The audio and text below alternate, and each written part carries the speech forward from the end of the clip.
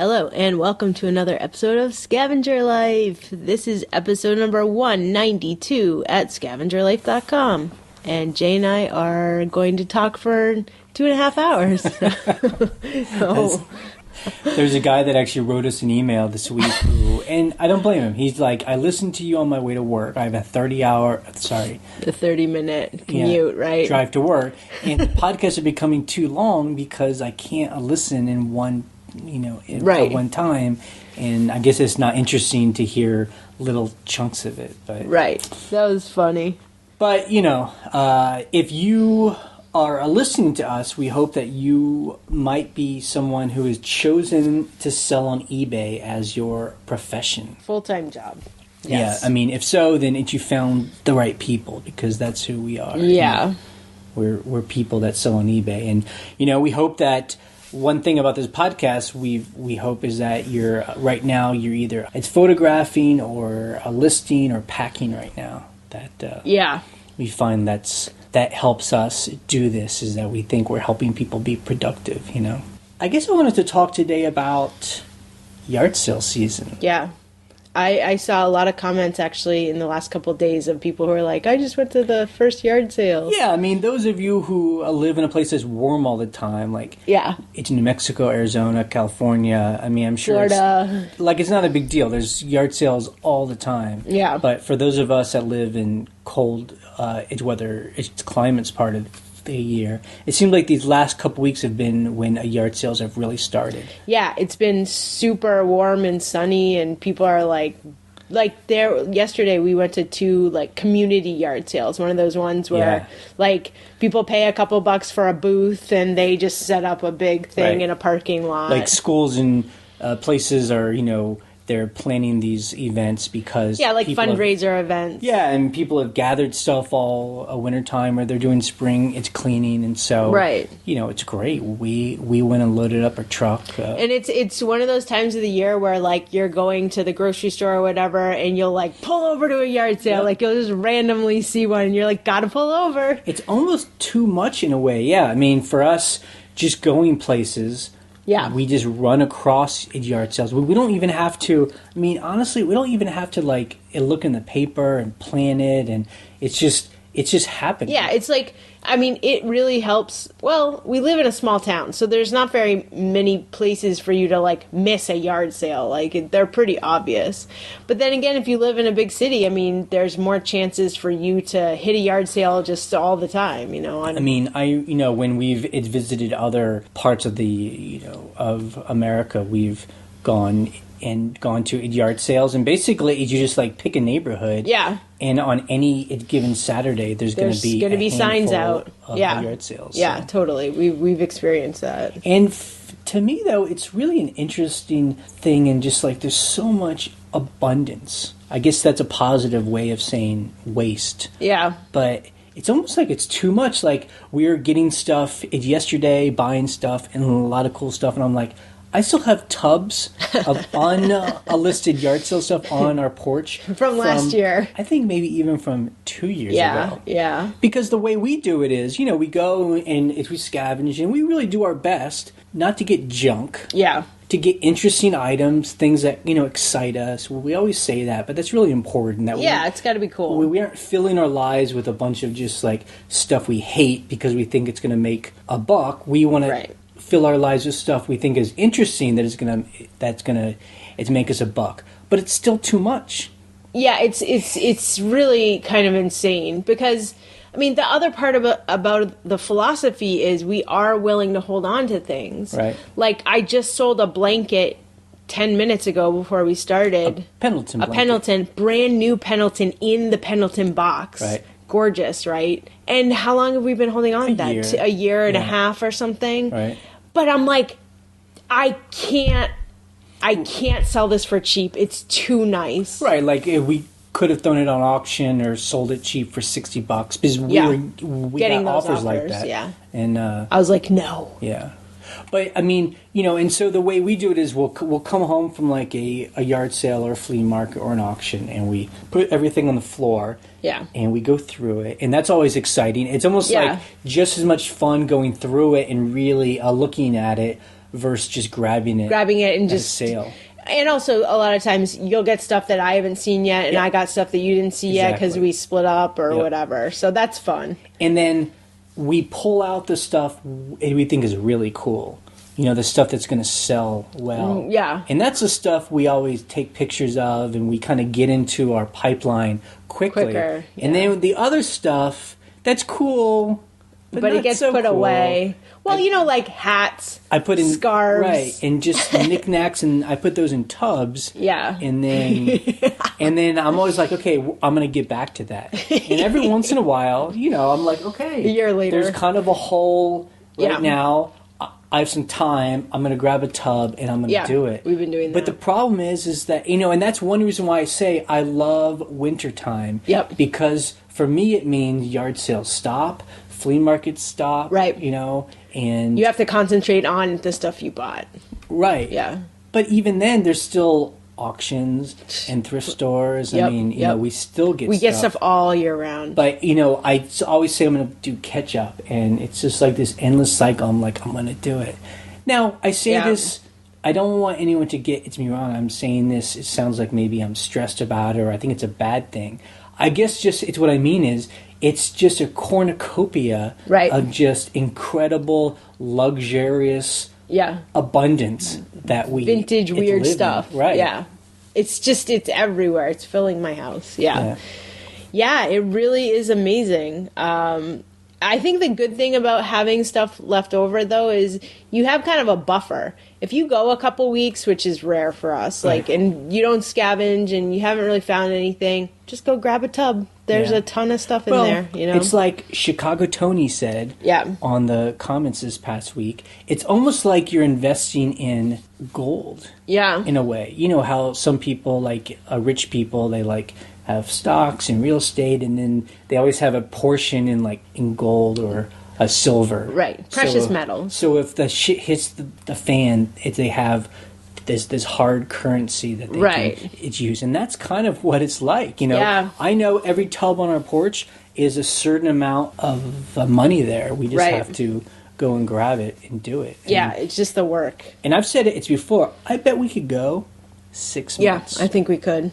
That's kind of crazy, right? I mean, it really depends, but Depends on if you want to list ties individually and scarves individually. Don't talk about it. I mean, we have so much other stuff. Really? I mean, yeah. Well, I haven't looked in there in a while. You're more like the keeper of those tubs. So. I mean, it's like I'll open up, it's one of those tubs from a year and a half ago, and I'm like, I don't even remember getting this. It's like shopping again. It's almost like shopping all over which is fun, because you're like, there are so many times where I'm like, I feel like I've never seen this thing before in my life.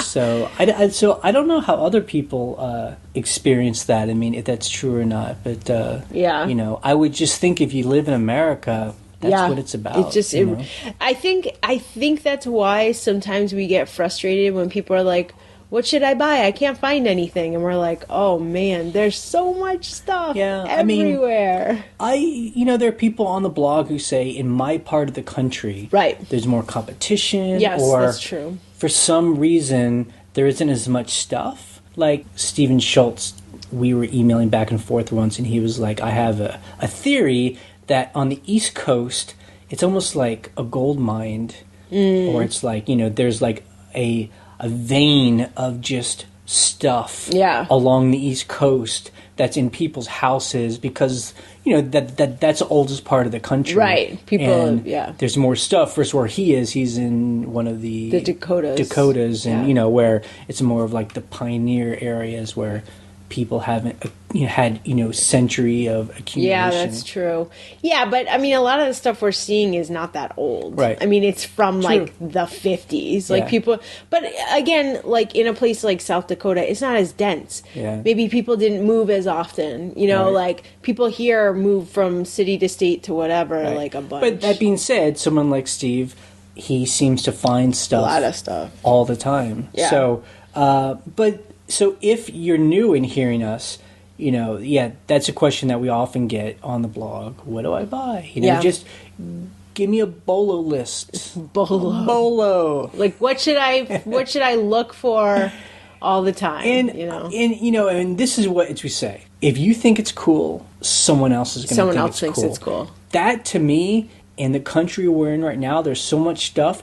That's what needs to lead us. Yeah. You know, instead of me going out with like a list, I'm like, okay, I've got these 10 things. I need to be on the lookout for these 10 things. And I'm like, got the list and I'm looking. And we have a mental list. I mean, at this point, because of our experience, like yesterday at the yard sale, what did we buy? We bought 25 camo hats. Yep. What? Yep. But I know those sell because I've sold them forever. And it's 4 or 5 of those like LL Bean Oh yeah, I bought these like LL Bean like old lady purses because I know they sell. They're you awesome. know, they're awesome. First of all, Right. they have like ducks on them. But I guess my know? point is, we also bought those things because they excite us. They're cool to Like, us. I love. Ryan just said they're just camo hats. No, these are awesome. They're awesome camo hats. Different camo with different writing on each one. That's very, you know, funny or ironic or quaint or redneck or cool. Yeah, total redneck. Yeah. Like they're very special. Like Yeah. like it really is. I could imagine some guy in China having one of these, and it would be so like, exotic. It would just be having this super exotic piece of Americana. You know, It's so weird. Or like, Japan. Yeah. Like what I just said is exactly what excites me about it. Is because I'm thinking like, you know, we're like the bridge between cultures. Right. You know? Or someone in England or something getting something that says like, you know, Joe Bob's taxidermy. Right. You know? And there's like an American phone number on it. And imagine an this American guy, flag and like a deer. with like camo, and he's walking around the streets of London with this thing on. Right. You know? He's like super cool. That's super amazing. Yeah, you know? it's cool. So I think for us, I mean, you know, we just kind of like, we're like scanning the room. We're just like scan. Yep, this, yep, this, yep, this. And we've talked about this past year about like we should be looking for higher dollar items because there is so much. Instead of focusing on, you know, things that might sell for 30, look for things to sell for 50. Right. I mean, I'm struggling with that. Yeah, it's tough because, you know, when you go to these church yard sales, and I've said it before, it seems like there's a natural kind of thing that people have. They aren't putting out stuff that are worth $50. Right. Every once in a while, there's some stuff. Sometimes. But most of the stuff is like $30 items. Yeah. Because it's like not enough money for someone to invest a lot of time into, or it's not that valuable. Right. So like the amount of time it would take them to sell that one thing to make the $30. Right. They're just putting it in a dollar bag. But you know? if it's $50 or more, people are a little more precious about it. And right. So if we only got stuff that we thought could sell for $50, like this past week, I mean, we would not have gotten as a much tenth stuff. of what exactly. It's wanted. Right, right. Yeah, it's a tough one. It's really hard. Because, you know, what makes up our inventory is like a majority $30 to $50 items. Yeah.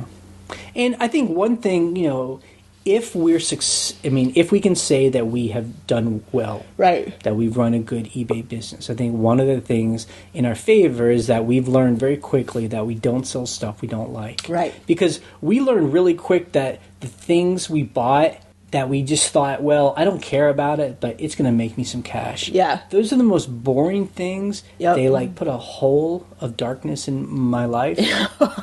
And those things don't normally sell well either. Right. Anytime we've done like toys. Oh God. Because that's just us. I don't care about toys. Right. But every once in a while I'll be like, oh, there's this like vintage toy. Like I bet someone's going to care about it. And then I don't care about it, but somebody will. And so because there's that lack of like interest on my part. Right. For some reason, like it just doesn't do well because I don't know why. It's just because I don't describe it well enough, or I don't know, something. Yeah, and also like a lot of times you don't have enough of those things, so you have one of them. Right. And, you know. Or because I'm not so excited about it, I just don't want to do that much research. Because to me, when I have an interesting item, I do research on it because I'm really just... You're like, what is this I'm thing? learning. Who made it? It's fun. Exactly. You know? Yes. So I guess that's just the ideas that we've been having as a yard sale season has started. It's just super abundance. Yeah. And, you know, we're always trying to find ways to make sure we aren't overbuying or buying stuff we don't really need, that stuff will always eventually sell. Right. And I think we do a pretty good job. I think so. You know, I don't think that there's anything wrong with having more than we can sell at its moment, because, like as we said, it's good having a backlog. There's a buffer there of inventory. But it's also important, and, you know, this is me, about organizing it. Yes. You know? If the stuff is taking over at your life, like it's a big pile in a room or in your bedroom or something, and it starts hurting your way of life, then it's not good. But we have enough room. We've created enough room where we can put them in tubs, and they're kind of stored away out of sight. I mean, they're here, but they're not like in our face. Right. So that helps a lot. Yep. Okay, so let's do the numbers for the week. In this part, we just like to share with you our numbers, so you just see how two full-time eBay people, how they do, you know, how it sounds. Did we list this week? You have to remember. You have to remind me what the hell happened this week. Yep. Okay, we did. Yep. I did. We're going to talk about that. But we did do some listing. So we actually had another really good week. I mean, it's almost like for us, it's been feeling like holiday season these past couple weeks. So we sold 50 items, and we had total sales of about $2,800. Right. So if you think about that, $2,800 in 7 days, that's about $400 a day. Yeah. Gross, of course. It's before expenses, but that's really good. Yeah. Like, that's not something we normally expect. Like, I looked at our numbers we did a year ago, and we made about $1,600. Interesting. So, you know, we were making about $200 a day. So we almost, you know. Well, some of that was artwork on commission, though. True. So we do have to factor that in. And one of our highest sales was artwork. Right. The highest was a $350 a series of photographs. So our average price that we sold was about $56. Yeah. Which, again, is always exciting. Yeah. To me. That's a nice average price. Yeah. You know, so because we did sell some artwork they were selling for somebody else, our cost of items sold was about $500. Yeah, because that's the commission payout. Yeah, it's a little bit more than we normally do. Right. But the numbers of items is listed was about 65. So that's good. Even though you felt like you didn't list, there were a couple days where you kind of went crazy and you did like a big push. Yep. At the beginning of the week, I was really doing that. Yeah. So. Well, that's good. Yeah, so it is good. I love these over $2,000 a week weeks. I mean, amazing. You know, let's keep that going. You know, when we're making $300 or $400 a day, God, I'll say it again. It's like the level of stress in our lives is almost gone. It's just minimal. It just feels like things are flowing. Like our pipeline is just moving. I mean, that's the thing too. If someone's kind of new to hearing us, is like we have no control over when we have a good week or when we have a bad week. The only thing we have control over is, for us, having a big inventory with cool items and listing that inventory. Right, and just that's the only control we have, and then we just wait to see what happens. You know? Yeah, it's kind of amazing. And, you know, I've got maybe a theory as to why we've been selling so much, but let's first kind of talk about some of the things we sold. Yes. And this, again, is not to brag, but we like to just kind of talk about kind of some of the cool things we sold, because that excites us. It's, you know, it's important for us to sell things that we think are cool and that, you know, it's made it's profit. So its first thing was what? So the first thing was a piece of furniture. It was actually a tool cabinet, but it's made by this company that makes this like letterpress cabinet. We've sold one of the letterpress drawers before. I think I sold it for like $200. This cabinet sold for $350.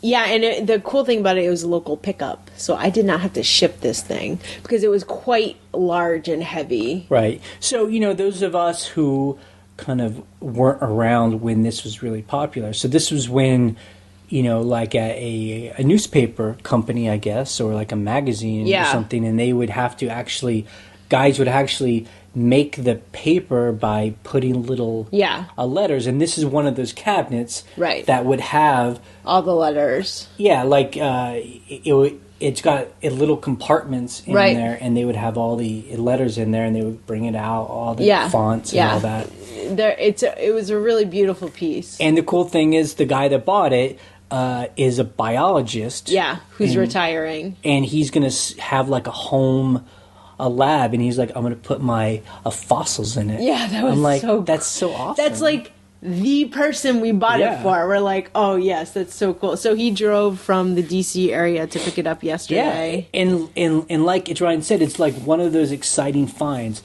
It was in the back of a thrift store. It was kind of dusty. Dirty. When you opened it up, the drawers were just full of like junky screws and nuts, and like just some guy had been using it just a whole. It looked like nothing if you didn't know. And I asked how much. I swear I just bought it for $5. It was $5 because she wanted it out of her store. Because it was big, it was heavy, it was filled with just hardware and just junk, tools. And they were like, get it out. Like, this is this is an example where someone couldn't see it as a piece of furniture someone would want. Right. They just saw it as a toolbox. Someone that was in some old man's junky like storage shed. Right. And so it's perfect.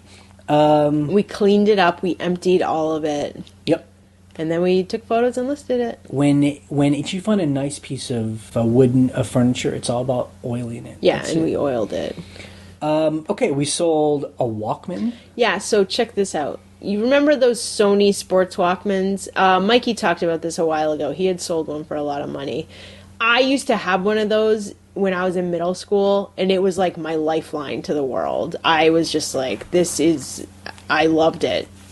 And so whenever I see those, I'm like, I know people want these because of Mikey and because I used to have one and loved it. So we bought this for $5 at a thrift store, and I sold it for $150. Yeah. I was actually in shock because they didn't make an offer. They bought it outright. I was just like, what? It's just like people, like the younger people than us, are now into the 80s. Right. Like the 80s is like what maybe my generation thought of the 60s. Right, exactly. It's like they're all about the 80s. It's all retro. They're like bright. It's yellow and neon. Yeah, and like cassette tapes, like mixtapes and stuff. So it's cool. Yeah, so that was really cool. We sold a belt buckle for $90. Yeah, so this belt buckle, right, it was in the glass case of the thrift store. Yeah. And when we talk about the glass case, some of you know what we're talking about. Like when you go into a thrift store, there's all the junk everywhere, and then there's the glass case where they put in all the stuff they think is worth a lot of money. Or I think my theory now too is some places put stuff in there that are too small to keep out because they don't want someone to steal it. Right. So this belt buckle was in there, but it was only like $3. And so what it was is it's a solid brass. But on the front is the logo for RCA Records in chrome with a red enamel background. I mean, the second I saw it, I was like, I mean, that's special. $90 is good, but you know what? I think about it now, it's so rare. Yeah. I feel like it should have been like $300. Well, the thing was, my research showed other ones sold on eBay, but there are other ones? Yes. Stop talking. Let me tell the story. So the other ones that sold were solid brass. They didn't have the chrome and enamel look. It was just like a molded cast brass. And those sold for, I don't know, between $50 and $100. So I put mine up for, I think, $150. But someone gave us an offer of $90, and I was like, $90 for a belt buckle? I am happy with that. I paid $3 for it. Yeah. So it's going to someone in Brooklyn. Clearly, that makes sense. Perfect. It's beautiful. Yep. It's just you guys will see it in the video. I'll put it in the video. So around our house, we're all about clogs.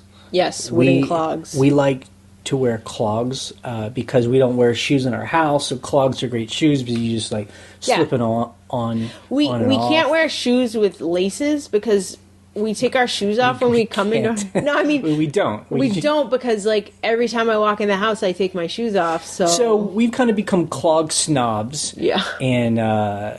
I bought a pair of Swedish clogs on eBay for $50, which, is a lot of money for me to buy. Shoes. But, they're really quality shoes. The problem is they didn't fit right. Yeah, they were the wrong size. We just put them back online and we sold them for $80. So yeah, so we made money on them. I think other scavengers would totally identify with that. I mean, it's just like that's what we do all the time. We'll buy something for our own use.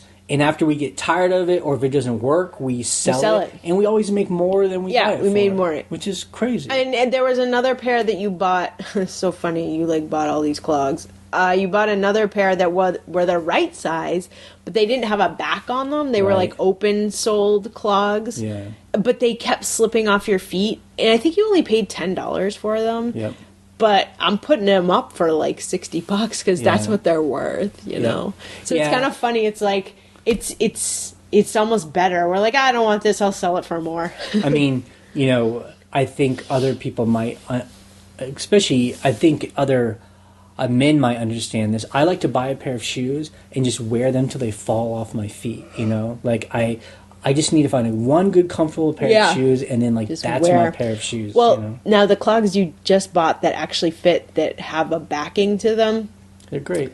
They're amazing. Them. They're steel-toed clogs. They're steel-toe and a wood on the bottom. Yeah. I mean, they do have a rubber sole. Yeah. But they're wood, so it just means to me it's the perfect thing because it's it's going to last forever. Yeah, almost forever. Yeah, they're really sturdy. Yeah. It's 5 years I want out of them, Oh, yeah. Yeah, you'll get so, that much. And because our lifestyle is basically this, we rarely have to put on different kind of clothes. How some people I have my work clothes and my church clothes and these clothes. It's we just have I basically wear almost the same thing every day. Yeah, and I do too. I wear these shoes to work out in the garden. I wear these shoes to go to the store. Yeah. We sold a very cool pair of eye glasses that Ryan found, and those have always done well in our store. It's one of the items that I just kind of forgot, or I just didn't know that people would pay so much for these things. Because, I always think you find a pair of glasses and they have lenses in them, and I'm like, who's going to buy these because they don't work? Well, you know what? People buy them for the frames, and they just pop the lenses out and they just put their own in there. So these were really cool. It's Bausch & Lomb, kind of 1950s. Yeah, so the weird thing about these is someone had given us an offer the same week. I had them up for $150. Someone gave me an offer of $80. And again, I'm in the mood to do deals. If people are giving me prices over $50 for things, I'm like, cool, let's do it. Let's make some money. But then they were a global shipping person in Japan, and they're like, I don't want to pay the import fees. That's not fair, blah, blah, blah. Fine, cancel. I think it was the next day, someone gave me an offer of $100 on them. I had relisted them. Great, I sold them. So it's kind of weird. And you know what? That kind of lends credence to some people's a theory of you should end all your listing, take them off of eBay and then put them back up as brand new items because. Is that right? Because the people who were watching it will get. Well, here it is. So you're relisting an item and if you've ever watched things and they ended and then someone relisted them, you'll get an email about it. Something you've been watching has been relisted.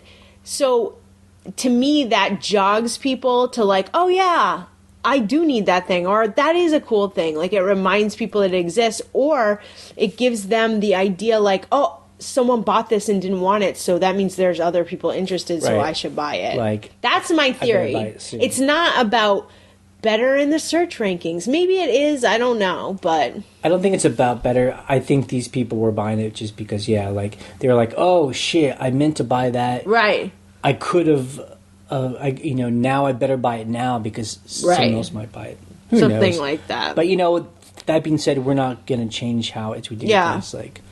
It's still unlisted and it's forget it for us. Yeah, so that was a cool sale. I like that sale. Yeah. I mean, there was one day where we made almost $1,000. Yeah, it was, and it's funny because sometimes on those days it doesn't feel like it. It crept up on us. Yeah, it was incremental, and then there was a big sale, and then and then you look at the end of the day and you're like, whoa, Right. you know? And that was mainly because most of those sales that day were over $100. Yeah. You know, and again, there's no way to plan for that. No. I mean, these are things that had been listed for 3 months, 6 months, a year, Yeah. 18 months. I mean, you know, there's no rhyme or a reason to it. It just, you know? it's so random. But you just have to put the work in to make sure everything's up there, you know? I think the other thing is when things have been going as well as they have been for 3 weeks now, Right. I start to get like, oh, this is normal. And yeah, you know what? yeah. And I'm prepared because it's happened to us before. We're just gonna have slower weeks. It's Right. gonna come where we're gonna make like $1,100. Right, you know? exactly. Which I'm still psyched about, but you know, Yeah. it's nice to make. Yeah. Almost Well, it's $1,000. nice to have a surprise. Like, we didn't think that this was going to be a busy couple weeks. Like, Right. it didn't feel like that's what was happening. And just all of a sudden, that just happens sometimes. Yeah. And, you know, and so this is my hypothesis. And I thought about it when I woke up. I was like, man, things have been really good. Like, Yeah. normally they aren't selling so well this time of a year. Like, there's no holiday. I mean, it's maybe because it's tax time and people are getting their refunds. Maybe. But we were having a good week Before that. before that. So I'm thinking, what if it was the keywords? You know? I don't know. Well, Like- I only changed like a fraction of our keywords. Really? So I need to like go in and do more, I guess. Well, But... I mean, like it's more than 2, or like you just. Maybe like 6 categories Okay. out of how many categories do we have? I'm not sure. lot, A yeah. lot, yeah. Over 30. Yeah. So Yeah. I don't know, because, you know, people had said that Google doesn't tell you when they index the keywords, so maybe there was like a lag, but who knows? yeah, it I could. mean, It could be. yeah, so it might be a reason to change the other I should go in and look at them. Yeah. It feels like voodoo to me. Yeah. So what we did this past week, I mean, we've been kind of talking about it. I mean, we've been going to yard sales. We went to a Saturday night auction, Yes. which was really cool. Yeah, it was fun. And it was these people run a thrift store, and it was their first auction to do. They have a space upstairs above the thrift store. Right. So And it was like it was one of these auctions where it was super junky. Like they were selling their own stuff that they wanted to get rid of, things that probably didn't do well in their store. right.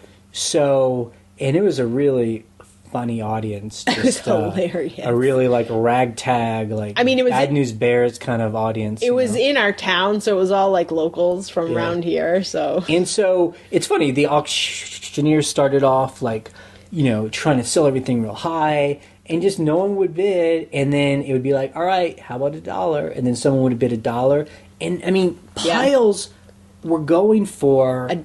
$1. Like they, A box of stuff, you know. I bid on this one table because they were filling up the table, and finally they put the thing that I wanted. I didn't want it with all that stuff, but I was like, okay, I'll pay $1. So I paid $1 for like 2 things that I wanted, and we left everything else. I mean, I think the highest like, priced thing was like $50, and that's something we had bought. yeah, it was but $55. But its most stuff was under $10. I mean, we filled up our car, and we even had to come back. Yeah. left some stuff that we didn't want. You know, you go through the box right there and kind of leave the stuff or give it to somebody Someone else. else, yeah. And people are trading things. Yeah, And like, I'm like, I don't want this. Please take it. but you know, it's one of those things where you could tell the people that were doing the auction were kind of like getting a little bit pissed that people weren't in on it. But then finally, they just went. They just went all in. They just saw this is going to be $1 auction, and they were just like, "We're just getting rid of this stuff." And the whole upstairs. I mean, this is a large building. Right?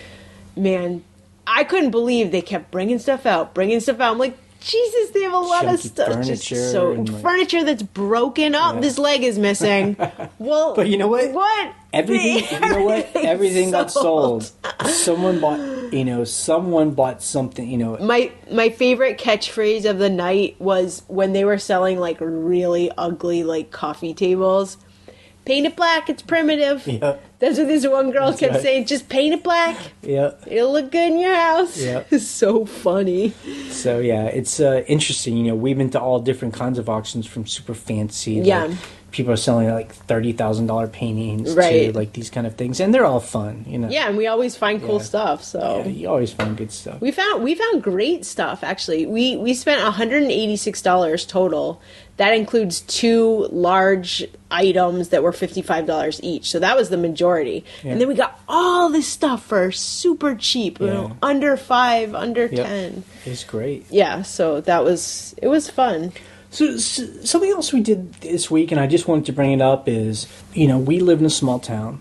Yes. We sell on eBay for a living, you know. Right. And now we run a rental cabin too. So Right. we're local business people.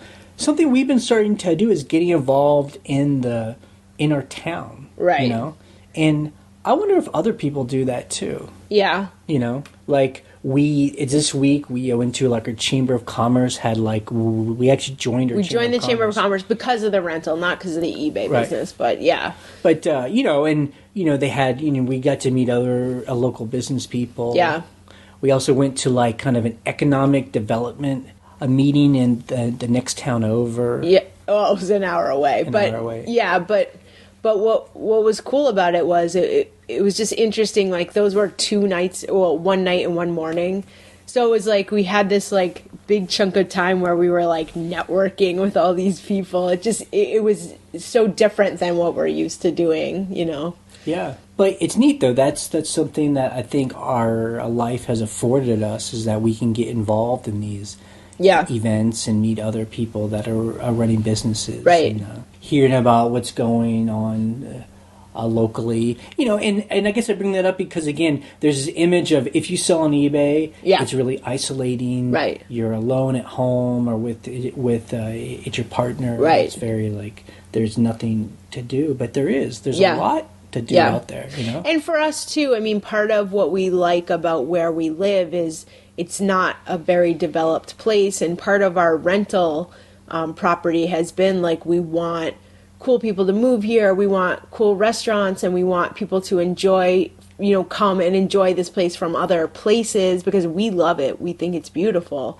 So that's part of our strategy of living here, is like to help share the place with other people and, you know, help revitalize businesses in the area. So that's interesting to us, you know. And, you know, I know there are some people who are hearing us right now where the goal is to be totally isolated in the middle of a woods somewhere. You're off the grid. You know, you're truly independent. You know, you got like solar panels and you're like growing your food. And I get that. I mean, we've had glimpses of that. Like, maybe that's what we should do. But, you know, honestly, I think for us, I mean, we like to be independent, or as we say we are. But really, we're not. We're really dependent. Yeah. Not in a bad way. We're like, we want to be part of a larger whole. You know, we want to be part of our town. We want to be part of other people who have businesses. I mean, I think we go back and forth between those two things, where we're like, we do like that like homesteader idea, but we don't like the isolation. I don't want to be isolated, you know, but I do like, you know, saving money, being thrifty, recycling, and like, you know. But I mean, you know, like, you know, I often say we're independent, but that's really not true. I mean, as far as money goes, we just want to control how it's make it. But, you know, eBay is all about this ecology. I mean, you know, we go to a Goodwill where someone has donated an item. Yeah. So there's a person involved there. Right. We purchase it, you know, and very often there's like a credit card company involved or a in bank. That. Yeah. And then that it's money that we pay is used to do something else. I mean, we listed on eBay, and that's all about servers. I mean, like every time we list, we ping. There's some server farm somewhere we're a part of, you know? And then we sell it to someone else, and that person is like waiting for the item. And then when I ship the item, you know, it's probably going through like 15 different hands to get to the other person. So we're really part of this really dependent network of people. Right. It's not an isolated thing at all. Yeah.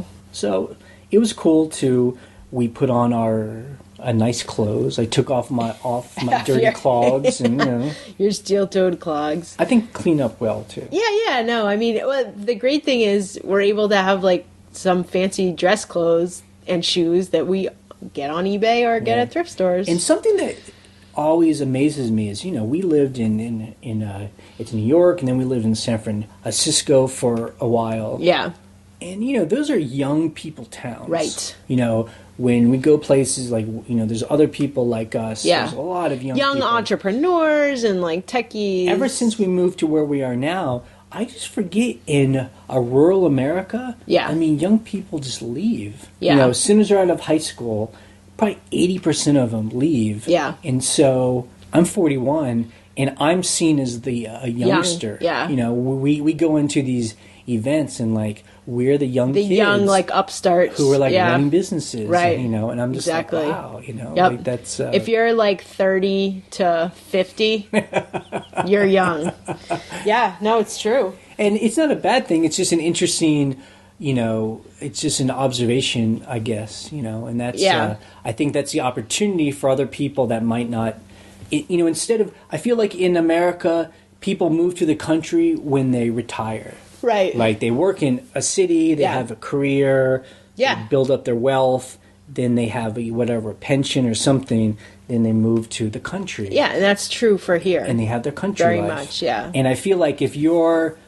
that you can break that mold kind of like as we did. Right. Like move to the country now. Yeah. When you're young. It's because of the internet, though. Right. I mean, like, how are we going to survive out here without the internet? Like, Right. that's... But I feel like because we've done this, we've moved out to, the country. Yeah. And young, we're now building up things we could never do in the city. We could never do the kind of things we do now if we lived in an urban area. Like the ideas we're talking about now, since we've started our rental and we are doing our eBay business really steady, we're just like, thinking of new ideas of what to invest in and what to build. And you could never do that where we're coming from, You could never be like, what should we, do next? It's like we bought, like an acre of land behind our house, and we were just talking, it's just a morning we were thinking about building another storage building, Basically, we want to consolidate our storage because right now... they're in different little small outbuildings. Yeah, it's like, let's just put it all in one building. But it's cool, though. I mean, we can do that, Yeah. Like, there are companies that will come and build you a steel building, X amount of dollars. And, there's plenty of land. I mean... And if you save up the money to do it over a few months... Yep. That's an investment in your business, Yeah. So that's a whole other story to talk about, but... Who knows? Yeah. So, the other thing is after we went to one of these things in the other town, it was like a economic meeting, we stopped by a Goodwill. And yeah. We rarely go to Goodwills. It's these days. It's just expensive. It's expensive. I find like stuff has been through as many hands, so by the time it's actually at Goodwill, they've kind of stripped out any of the really cool stuff that we like. Right. But you know what? We still find stuff. You found... We spent $30. Yeah, we spent $30. You found this, like, all-wool, made in England, real duffel coat with, like, the wooden buttons and, like, the hood. I remember she looked at it and she goes... Unfortunately, this is an $8 jacket. And I walked out of the store after we paid for it. I'm like, actually, it's like a $200 jacket. But yeah, I'll pay $8 for it. And, and going to Goodwill just kind of, it reminds us of when we started. We shopped very often at Goodwill. Yeah. Because that was the place that seemed where everything was. We were selling shoes and clothes. And we can still get, we probably got 3 or 4 pairs of really nice pairs of shoes. Yeah. You really got to look, though. Couple coats. Yeah. You really got to There's look. a lot of, like, cheap shoes now. And I always, it's noticed, too, that there's stuff I would have bought back in the old days that I don't I don't give 2 thoughts about now. I'm like, no way. I'm like, I used to buy stuff Yes, like I used to buy this. These, like, junky black men's shoes. I'll never buy these, And I remember you pointed out these, like, women's shoes. They're like those... 1970s canvas like wedges that have like the rope soles. Grasshoppers. Yeah, they're awesome. They're awesome, but they take forever. They literally take years to sell. I'm just like, no. Yeah. You can sell them, and there are some higher end brands of them, but I was just like, I had flashbacks. I mean, that's a good example of how we work together where I'll see something Yeah. that I like. You know, I'm thinking like this is pretty cool. Yeah. But I need Ryan to get excited by Right. it because it's going to be part of our lives. And then she's like, "No way, I don't want to deal with that shoe. And so then I'm like, "Okay, that's cool." Yeah. Whatever. Yeah. Or, you know, same thing for me. Yep. So yeah, Goodwill is funny. At one of the yard sales we went to, there was like this older man there, and he's, you know, like, I don't know, kind of a farmer kind of guy. Yeah. Like a hunter, a farmer. Yeah, you know, farmer, like just a country guy. And he had on his table, like, just stuff he had collected over his lifetime. And he had these patches. Yeah. And I'm really into patches. Yeah. Because we sell patches. Because there's a certain kind of person that loves to buy patches. Right. I like patches. And this kind of guy was right up my alley. You know, I'm like, what kind of patch is this? Yeah. You know, because it's got some weird names on it. And so he's like telling me about it. Right. And I learned that there are bobcats in Yes. our county because we live in a mountain range. And I didn't know that there were still bobcats. I thought they'd been killed off, but he would tell me about where they live and how they catch them. They still trap them. Yeah, it's really, you can see bobcats and mountain lions in the mountain. That's what I've heard. Isn't that I had crazy? no idea. It's amazing. But, you know, and so I'm asking these things, and then finally, you know, because I am interested. Right. That's Genuinely. part of Yeah. the fun of going to a yard sale. To talk to people. Is just I learn about this stuff. And then finally I have a stack of patches and I'm like, how much? And he gives a price and Ryan's right there and you just kill him on the price, you know? He's like, you know, basically he says this. He doesn't say this in words, but this is the context. I've saved these patches for 30 years. They're in pristine shape. I want basically $3 each. $3 each. And you're like, I'll give you $1 each. And he was just like, and then he's like, no, I can't do it. And then you just walk away. And then I'm just kind of standing there like, okay. Well, what was funny is I had the money, Right. so I walked away. And then he just was like, okay, get her back. I'll sell them. And then he sold them for that price. You know why? But so here's the thing. You were doing like the long sell, basically. Right. The long buy, I guess you would call it. Because you were genuinely interested. You're like, what's this patch? What's this? They actually, they were trappers patches for like the Trappers Association meeting. Like so random. And that's cool. I was genuinely bored. I was like, okay, I'm totally done with this. He's not going to sell them for cheap. Right. I don't care. I'm going to go shopping. So I was genuinely not trying to I was just like, okay, bye. No, I mean, it It worked. it wasn't bad. It was just. I think I paid $5. I think we paid $5 for them, but 5 for 3. I think for me, I just was like not as interested. But they're amazing patches, so that's just a technique, I guess. This is just an interesting kind of thing we had learned. It's this week, so we've been, you know, our car is like 20 years old. Basically 20 years old. It's got almost 300,000 miles on it. Although it runs great. It runs We great. love it. I want to run it till it falls apart, but, you know, we know at some point it's not going to work anymore. So we've been kind of just, you know, like casually looking around.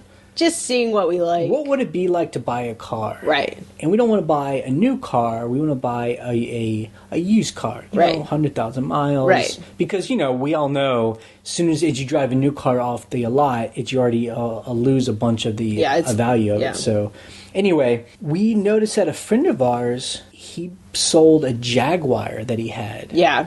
For $800. It was a 2000 Jaguar. And for me, I'm like, I thought those cars were worth a lot of money. Right. They are when you buy them new, that's for certain. I mean, the problem was the timing belt had gone out and he didn't want to fix it up, so he just like, I'll just sell it. And then someone else we know is selling it's a Mercedes SUV. Right, and they want how much for it? $2,500. Right. But I think what's funny is whenever like people are selling their cars and I'm like, wow, that's kind of a fancy car, I'll look up the Blue Book and I'm like, they're right, that's how much it's worth. Our Acura is worth more than the Jaguar and the Mercedes. Right. And, what? And, you know, and we were looking up, I think you had saw that there was an Audi on Craigslist that was only for $5,000 for an Audi TT Quattro. And I was like, I thought those were that really old either. No, 2004, was it? Yeah, it was like 2003 or 2004. And at first I was like, why are they selling it so cheap? But we're like, these fancy cars, they don't hold their value. And I think it's my point. I mean, it's so much about scavenging. It's like, if you realize, like, all these things that you think are really valuable and fancy really don't hold their like when value. I see someone driving an Audi TT, I'm like, ooh, that person's rich. Maybe not. Yeah. Just because I guess with it comes the expensive cost of upkeep and maintenance and all that stuff. Right. Whereas we've tried to look to see, well, what if we bought our same car with maybe less mileage? Yeah, with less mileage on it, because I love our Acura. They hold their value. There's really. I'm like, wait a second. They're like $5,000 for a 15-year-old car. Yeah, like a 2000 Acura. Yeah. I'm like, wait a second. It's interesting because ever since we own a Toyota and an Acura is made by Honda, I swear, those two cars are the most reliable cars I have ever owned. I owned a Ford Escort, 1988 Ford Escort, for 7 years. It was my first car, and it was an old lady car, basically. I swear to God, I had that thing in the shop like twice a year. The whole time I owned it. Yeah. Twice a year, 3 times a year. Just because they're just unreliable, Yeah. But I feel like I wish car companies...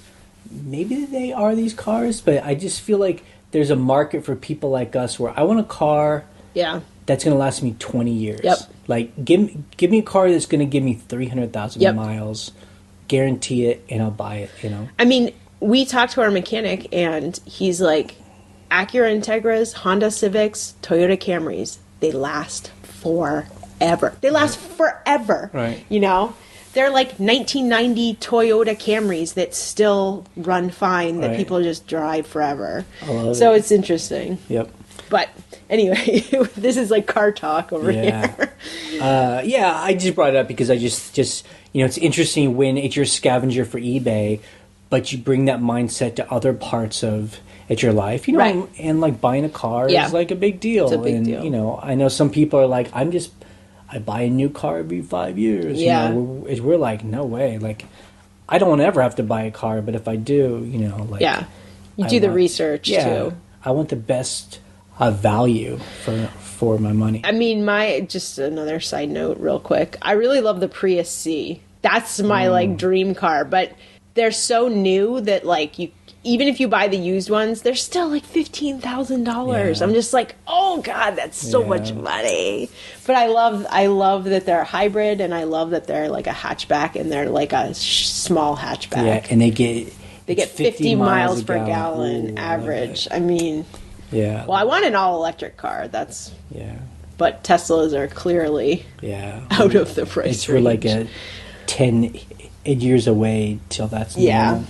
And then the last thing we did this week we wanted to mention was, so it was tax week, so everyone's paying their taxes, and that's cool. And we finished our taxes a couple of months ago because we like to try and get that done quick, because really it's about writing a check, and we just want to rip off that scab as whatever. So we already a few months ago we paid our last year's taxes, but this is the first year because we didn't have the expense of redoing our rental house.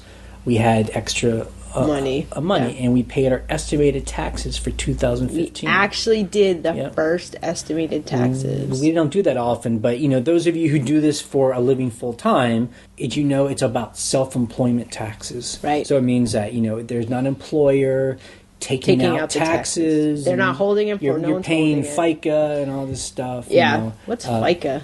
Social Security. Oh, Social Security. Yeah. Sorry. So we did it this year for the first time, where we wrote a check and we did our... And I know there are people out there that are going to write in, that's crazy, you're just giving them money and so they can do interest and you should keep it and invest it. But I think for us, it's important to write checks when we need to, so it's kind of out of our hands. Yeah. Because I can start getting ideas like, oh, I have all this extra money. Right. And I think we do have those ideas all the time. And I think this year... we're not going to have as many business expenses, so I think we're going to be paying some more taxes than we normally do, and so I don't want to have too big of a tax bill at the end of the year that we haven't been paying into. Right. We don't want to get frightened. Yeah. We're now talking every week a bit about our rental property, because really it's starting to kind of tie into our eBay. it's business. We're kind of like, Yeah. it's still so new to us. We're still trying to kind of figure out the timing and the scheduling of how it fits into when we list and when we have to go clean. And Right. so, a whole day isn't a waste to just be we have to go clean for 2 hours. We're trying to... Yeah. We're trying to make it, both businesses work together. Right. And that's been interesting for us. And it's a fun thing to do. It's a fun... Yeah. It's challenge. I mean, also, it's just many years of work. Finally, the reality has been created. And so I think the one thing I've been enjoying about our rental business is that, unlike eBay, there's a finite goal. Right. And we've said this before. Like, it's with eBay, you list like 100 things, and then you just have to list another 100 things. Yeah. Like there's kind of no end to it. Yeah. I mean, infinite. And that's, I think, the one thing that's overwhelming for people that are starting out on eBay. They're like, man, I worked all weekend. I worked real hard. I put in 20 hours, but yet there's no that's cool. Yeah. But then you just have to do that again, Right. And that's why we're always talking about trying to find a sustainable lifestyle for your eBay business, because if you burn it yourself out, then who cares? Right. Exactly. But with the rental business is it's finite.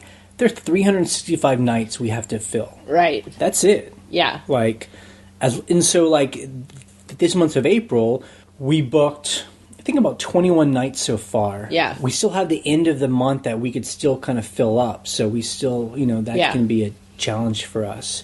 But so I go to sleep thinking we've done everything we can. There's someone in there right now. Right. And that's perfect. Yeah. In a way, it's like eBay, like we said. Good title, good description, good customer service. But it's so different. It's very, I guess... hands-on and personal. Yeah. I mean, eBay is hands-on, Right. clearly. But you don't ever see it's your customer in person. Yeah. So it is interesting. You're now dealing with. We like to meet everyone. Yep. We check them in. We want to make them understand and feel like it's not just some just blank hotel that they're staying in. Right. They're staying in a Our person's home that Yeah. we put a lot of love into, and I think people want that. Right. But it also protects us too, because then I think people take it a little more seriously and Right. kind of clean up after themselves. And yeah, that kind because of they thing. know that we are the people coming to clean up after them. So I Right. think they're we don't want them to think we're sloppy or Right. dirty or messy. Exactly. And that's been a great experience, actually. I've been very surprised by that. Yeah. But another thing that we talked about, I think, every time we've talked about our rental is how many linens you have to clean. Yeah, that's one thing, it's what I imagine having a rental and this being a business for us. It was kind of been a surprise to me how much, we're spending a lot of time folding sheets together. Well, the good thing is we finally got our dryer installed.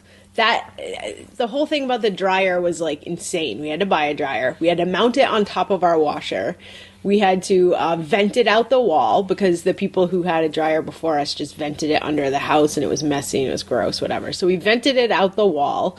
And then we had to move the outlet because the outlet was not tall enough for what, where our dryer was positioned. Because it was stacked. Because it was stacked, right. But finally we got it installed work, last weekend. And it's great.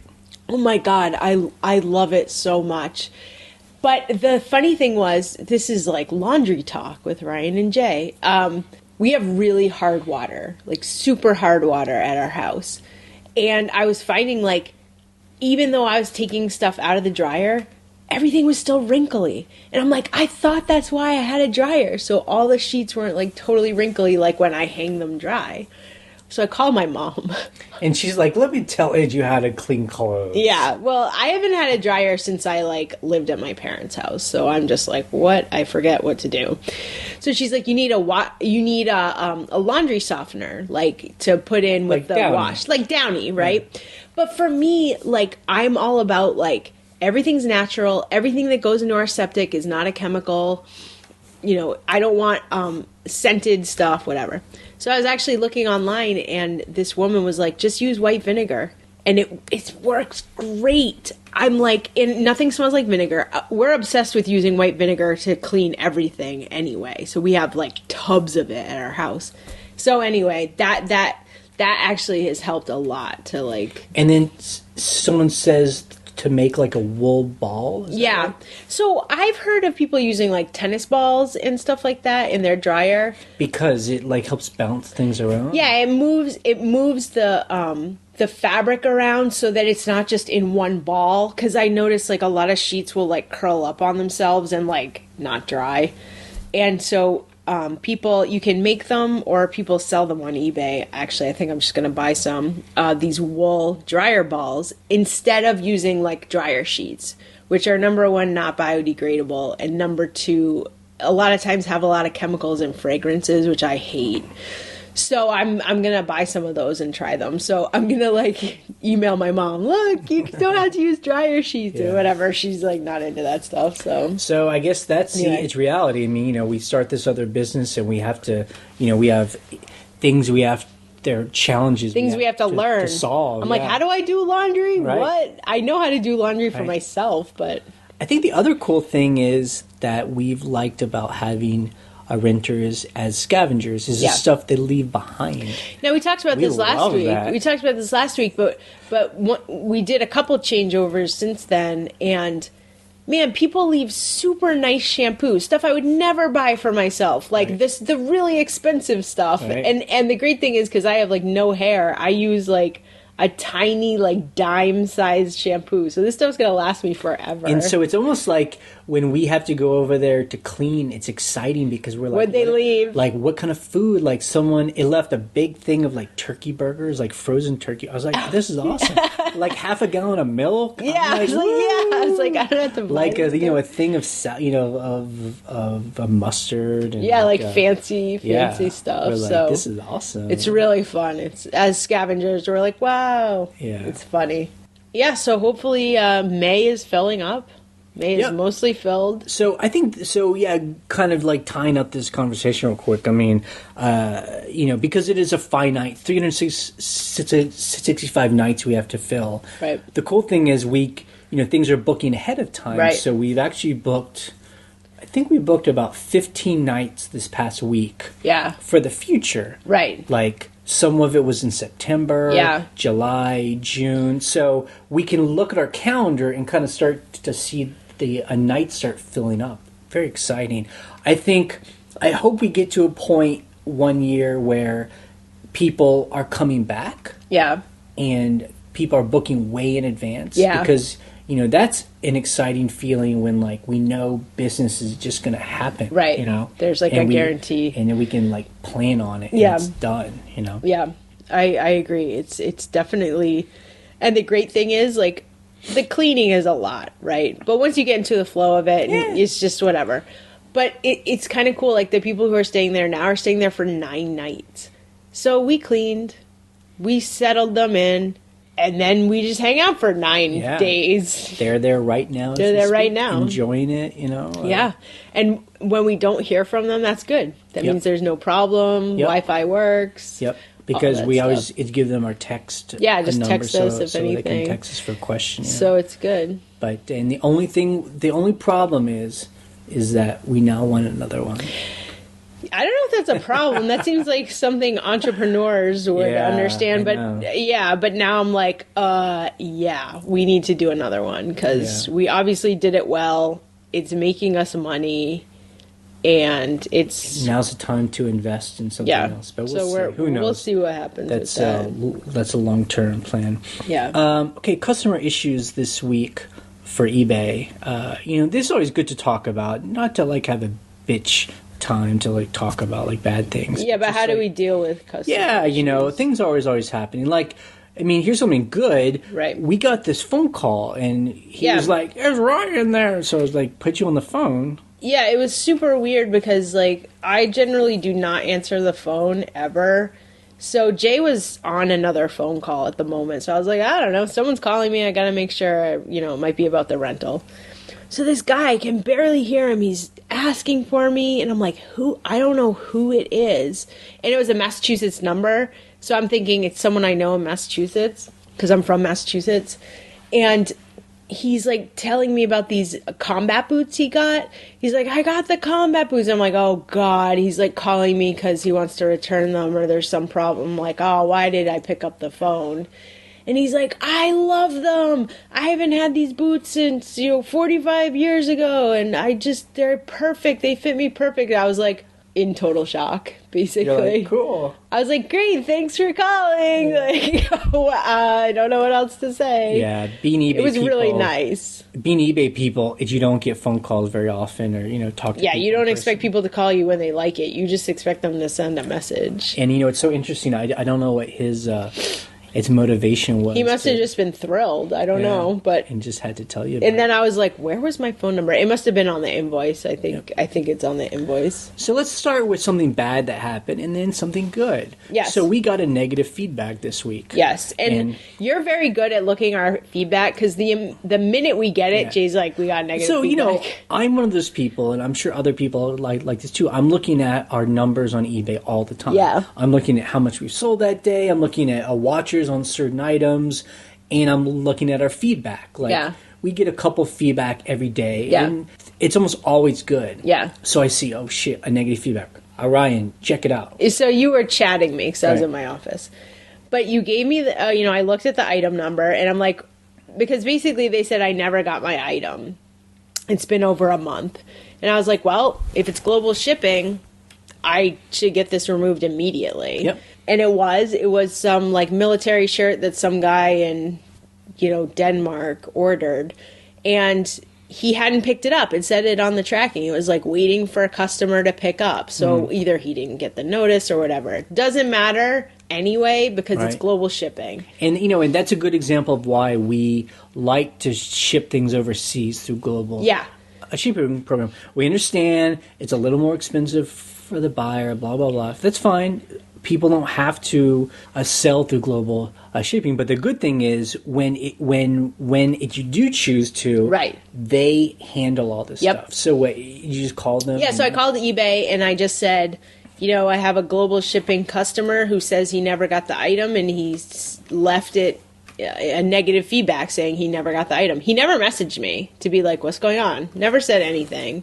And they immediately removed it. Which is awesome. And while I was on the phone with him, I was like, I have 2 other defects that should be removed because I refunded these people immediately. It was actually 2 things that got damaged in shipping. Mm-hmm. One was that sink. And so I was like, I refunded both these people immediately after I got, proof of damage. And he's like, yep, took those off. So got a negative and two defects removed in the same phone call. Yeah. I mean, I think if you run your business full time, if eBay is like your full time, it's business, it's really important to kind of keep an eye on those defects. Just because you can fight them. Because I've just noticed that it's all automated. Yes. And just there are things that fall through that shouldn't count. Right. And eBay knows it, but the automation doesn't really have enough exceptions to pull out ones that don't count. So we're always finding every couple of weeks someone, whatever, item not described, but really it was. And so I find that you're having to call them every couple of weeks and get things taken off. Yeah. How long does it take? 20 minutes? Max 40 minutes. Okay. But the great thing is I just call using Google Voice. So I'm not using my minutes on my phone. I just put my headphones on and I'm doing other stuff on my computer while I'm on hold. So it sucks, but it's really not. And so when deal. you call them, they just ask you, okay, give me the item number, and you're like 85692. So what I do is this. I open up a text document. I write down each item I'm having an issue with and what the item is next to it and what the problem is. Basically, so I have it all right in front of me. Because if you don't, they're going to ask you for the item number. They're going to ask you what the story is behind it. And so if you're taking too long, hang on a second, I got to open another window. These fools. Yeah, it's not about them really. It's about you being efficient. I don't want to be on the phone with them for an hour. So I want all the information in front of me. And the thing about the defect rating thing, if you look at your defect rating list, it's just a list of numbers. You're I don't know which one. So I go through each one and look them up in my email. To figure out, I refunded that person right away, so the defect should be gone. And basically 80% of the time or more, they'll take it Yeah, off, right? I've had really good luck. I mean, there's some things where I'm like, I look at the item number and I'm like, yeah, I can't fight that one. Right. You know, this guy said whatever, and he was right, so can't fight it. But my goal is to get a buffer. Like, I might be under the percentage of 2%. Yeah, 2%. Fine. If I'm under 2%, I'm getting top rated seller status. That's awesome. But if another few come through, it's going to get lower and lower. So just fight it as they come up, you know, if they're justified. So it's kind of like when we do our accounting every month.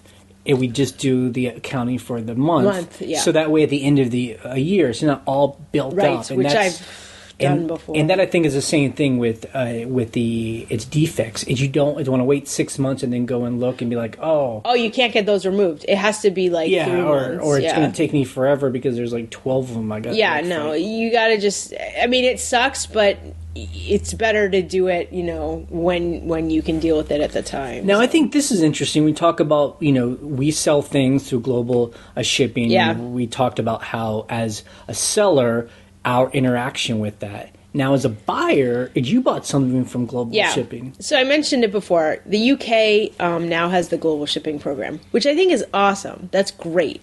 However, someone sold me a counterfeit ring. I have a question real quick. Yeah. When you bought it in global shipping, what was that experience like? So did it cost an extreme amount of money? No, it wasn't that much more. Did it make you angry? No, not at all, actually, because I got the thing so cheap. I paid like £5. Right. We are not being paid by eBay to push the global shipping program. I just love it. We just honestly find it to be more efficient. So it was great. I had tracking the whole time. And I paid an extra fee to eBay, and they add it on in the like buying process. They show it, they break it down to you. Like, this is whatever domestic shipping, this is like global shipping program. I'm pretty sure that's what they did. But I was like, fine, whatever, good. I want it to get to me fast, and it did. But the problem is the guys sold me a counterfeit item, clearly a fake designer piece of jewelry. It was a ring. And so I got most of my money back from him. Well, he immediately gave you the money back for the item. For the item, not his shipping and not global shipping. He has no control over global shipping, but he was kind of a dick for not giving me the shipping back, especially because I was like, this is fake, and eBay will kick you off of eBay if they find out you sold a fake, so just give me a refund. And then he gives me partial refund, whatever. Now, you didn't really say it like that, did you? No, I didn't say it like that, but I was like... Yeah, that sounds like whatever. No, but I was like, this is fake, this is counterfeit. Right. And then later I sent him a message just as like seller to seller, because I didn't want to be like mean about it, like, oh, you sold me a fake on purpose. I'm like, I think he just didn't care. I was like, look, if you get caught selling fake X designer on eBay, they'll kick you off. Yeah. So just don't sell it or make sure it's real. And he was like, thank you, like whatever. So I called eBay 3 times to get my money back for global shipping. And finally, the 3rd time, I got a really good rep who said she used to work on the global shipping team in the US until they disbanded it. I don't know what that means. I guess they don't have like a specific global shipping team anymore. I don't know. But she manually went into PayPal and like made a refund for me in that transaction and gave me my money back. And at first I was like, I thought it would happen within a day, and it did. It took 3 or 4 days to show up, and it showed up. So they did refund me. Cool. It just took a while for me to get the money back. And it actually took me being like, I've called, this is the 3rd time I've called. I've been sent over to the UK. They haven't done anything. So what did they tell you the other 2 times? Like that they take care of it, or they were like... Yeah, that they, no, one of the guys was like, I'll call you back. Never called back. Then the second person who I got transferred to in the UK was like, oh, we have to escalate this. Never happened. Right. So then I called the 3rd time and I was like, I've been transferred to UK. They haven't done anything. Gotcha. And so she was like, that's unacceptable. I was like, yeah, it is. Cool. So, so finally I got my $15 back. I'm glad it worked out. Yeah. So we're currently talking about kind of customer issues. And another thing we had, so we talked about selling a very expensive faucet. A faucet, and it was new.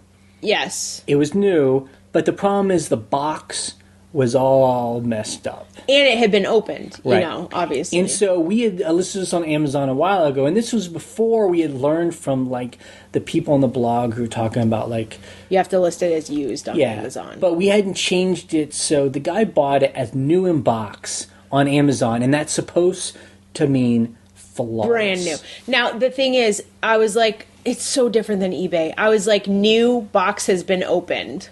Right. Not good enough for Amazon, as everybody told us. Right. And so it was our fault, and the guy was like, I just got this. I was supposed to buy it, brand new. I see it's an open box, and so I'm very unhappy. My plumber's not going to install it for 3 weeks, so I want to make sure you guys are going to... I guess he was just asking, I'll try and install it. As long as it's good, we're okay. Right. But if there's a problem, I want to get my money back. Right. And we basically said, okay. Yeah, I mean, I wrote back a very, very polite email and just basically said... I wanted him to know that we weren't some big conglomerate company and we were just a person. I was like, we bought this for a renovation we're doing. I opened it and decided not to use it, so I've never, even touched anything. And they didn't write back. So, hopefully...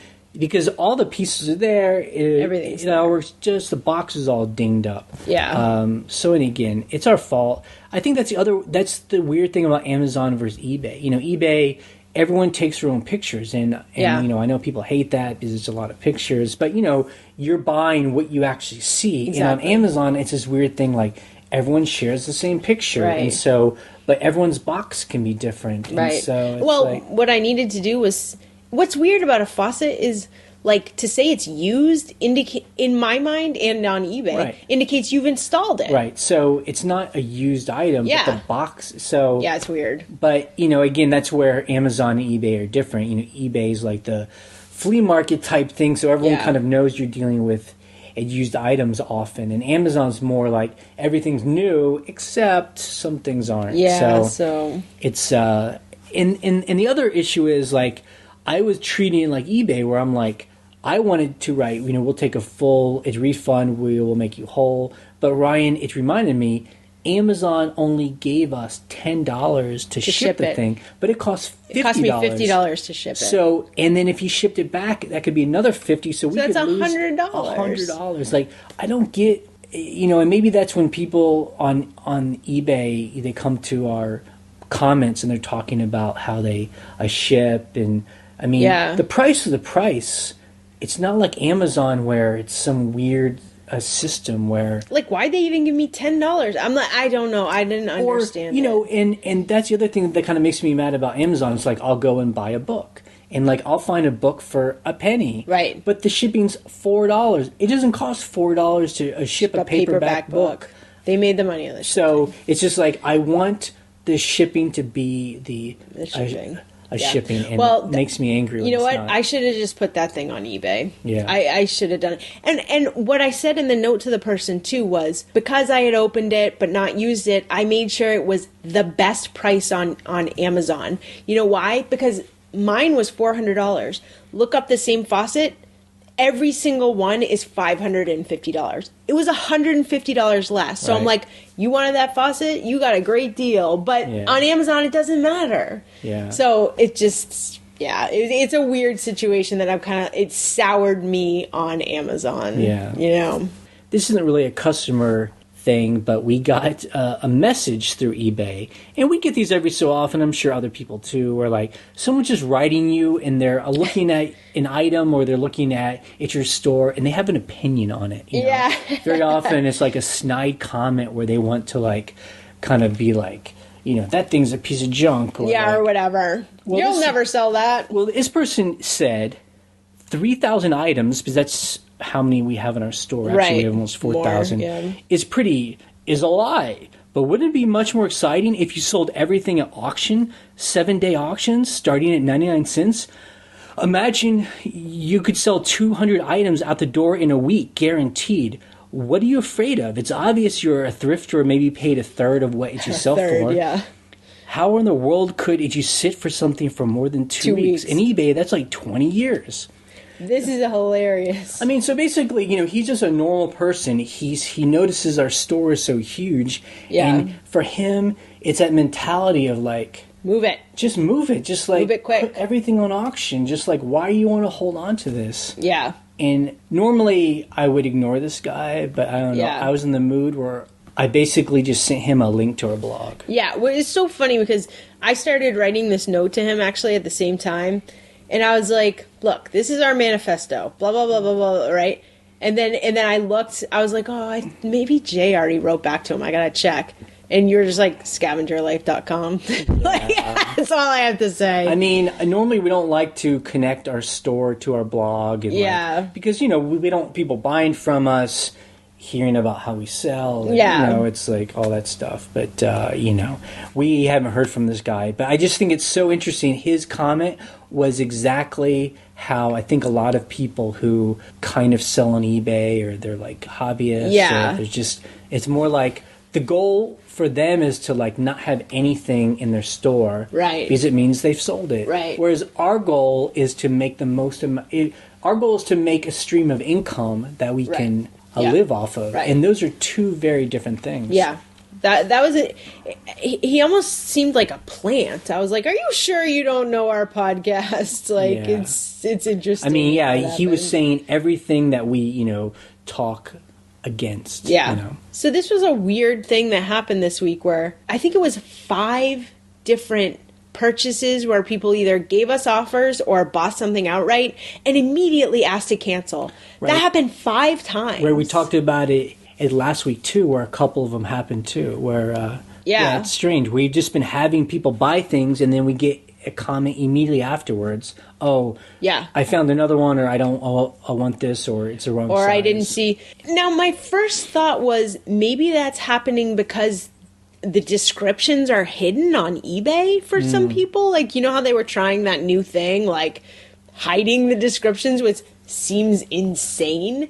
And then they're like, oh, I didn't see the measurements. And you're like, the measurements are in the title, like that happened to me. once. I think again, I don't know why we've had so many this week, but often it's because someone sends us an offer and it's kind of a lowish offer than we would normally take, but we're in the mood to accept offers. And then I don't know if it's people that send out a bunch of different offers and then they see it's which ones get accepted, and then they pick the best one. I don't know if that's... that could be, yep. Or we found out that, someone had bought a bag from us, but then they won an auction for the exact same one cheaper. Right. So, yeah. So anyway, it's like just, it's all good. Yeah. We had sold a hat box that I think you had talked about in our What Sold video. And the person had emailed us 3 weeks ago and was like, it's damaged. And she wasn't really clear of like, is she saying we sent her a damaged box or it got damaged in shipping? So we did what we always tell people to do. Ask the buyer to send a photo. Yeah, show me the damage. And then we don't hear from her. Yeah, it took her over a week to send us photos. It was over a week? Yeah, I think so. What, Got a couple weeks. Couple weeks, yeah. It felt long. Yeah. I think it was a week and a half or something. But she finally sent a photo, and it was clearly something that happened in the post office, and it got smushed. Yeah. And so it refunded her, and then she did a claim. Yeah, so what I did was, I refunded her right away, because I was like, she took a photo, she showed us, I probably did a shitty job packing it, although I don't think I did. I think that the post office really crushed this box. So I refunded her, and I did a claim on USPS.com, so hopefully I'll be getting my money back for that. Yeah. And then the other thing is we talked about is last week we had sold a sink, and we've sold a handful of these really nice brand new sinks in the box. And, they already come in the box, and they've got, like, the padding around it. And then you pad it more. I pad it more, yeah. And we send it through, it's FedEx. And we got that advice. It's a good, that's why we love doing the podcast. Someone said, if you ship something big and heavy, send it through, it's FedEx, because it's a lot cheaper. Right. And they've been great. Right. But this time, FedEx admitted to us that they broke the sink. Yeah. But then, this is the first time this has ever happened. Their customer service is horrible. Yeah. Like, we're like in this limbo. Yeah. So finally I called them, and they were like, I was like, well, what proof do you have that, is it coming back to me? Did it get thrown away? Like, what proof do I have for basically my eBay insurance to cover the rest of it? And they're like, oh, nothing. And I'm like, And ShipSaver is telling you, like, I need proof. I need a letter. Yeah, or ShipSaver told me I need a letter saying they destroyed it. I'm like, FedEx isn't going to give me... Who the hell at FedEx is going to give me a letter that said they destroyed it? So they won't do that. So the only proof I had that FedEx would give me is that on the tracking, it says damaged, unable to deliver. So actually what I did was, because ShipSaver, you can sign in and like upload documents, and then they'll tell you what more documents they need. So what I did was I took a screenshot of the tracking and I said, I called FedEx. They will not give me a letter that they destroyed it, and they will not return it to me. So this is the only proof I have, is this screenshot of the tracking that says it's damaged and it's unable to be delivered. So they took that as okay, actually. Oh, they did? Yeah. I didn't know that. Yeah, I know. I haven't been keeping you up to date because it's just too dramatic. It's just like, I just don't want to deal with it. So, and then they said they needed a screenshot of the message from the buyer that you refunded the buyer. So I took a screenshot of you refunded the buyer this much from eBay, uploaded that, and they said, okay, the next piece of documentation we need is the check that FedEx sends you. Because they're going to do the first $100. They'll do the first 100 because ShipSaver will do the last 150, which I insured it for. So when the FedEx check comes, which should be this week or next week, they give me till like July to do the thing. So I have time to like be doing the documents. It's not like they're like, it has to be by next week. So I'll take a photo of the check from FedEx, and then I'll upload that photo.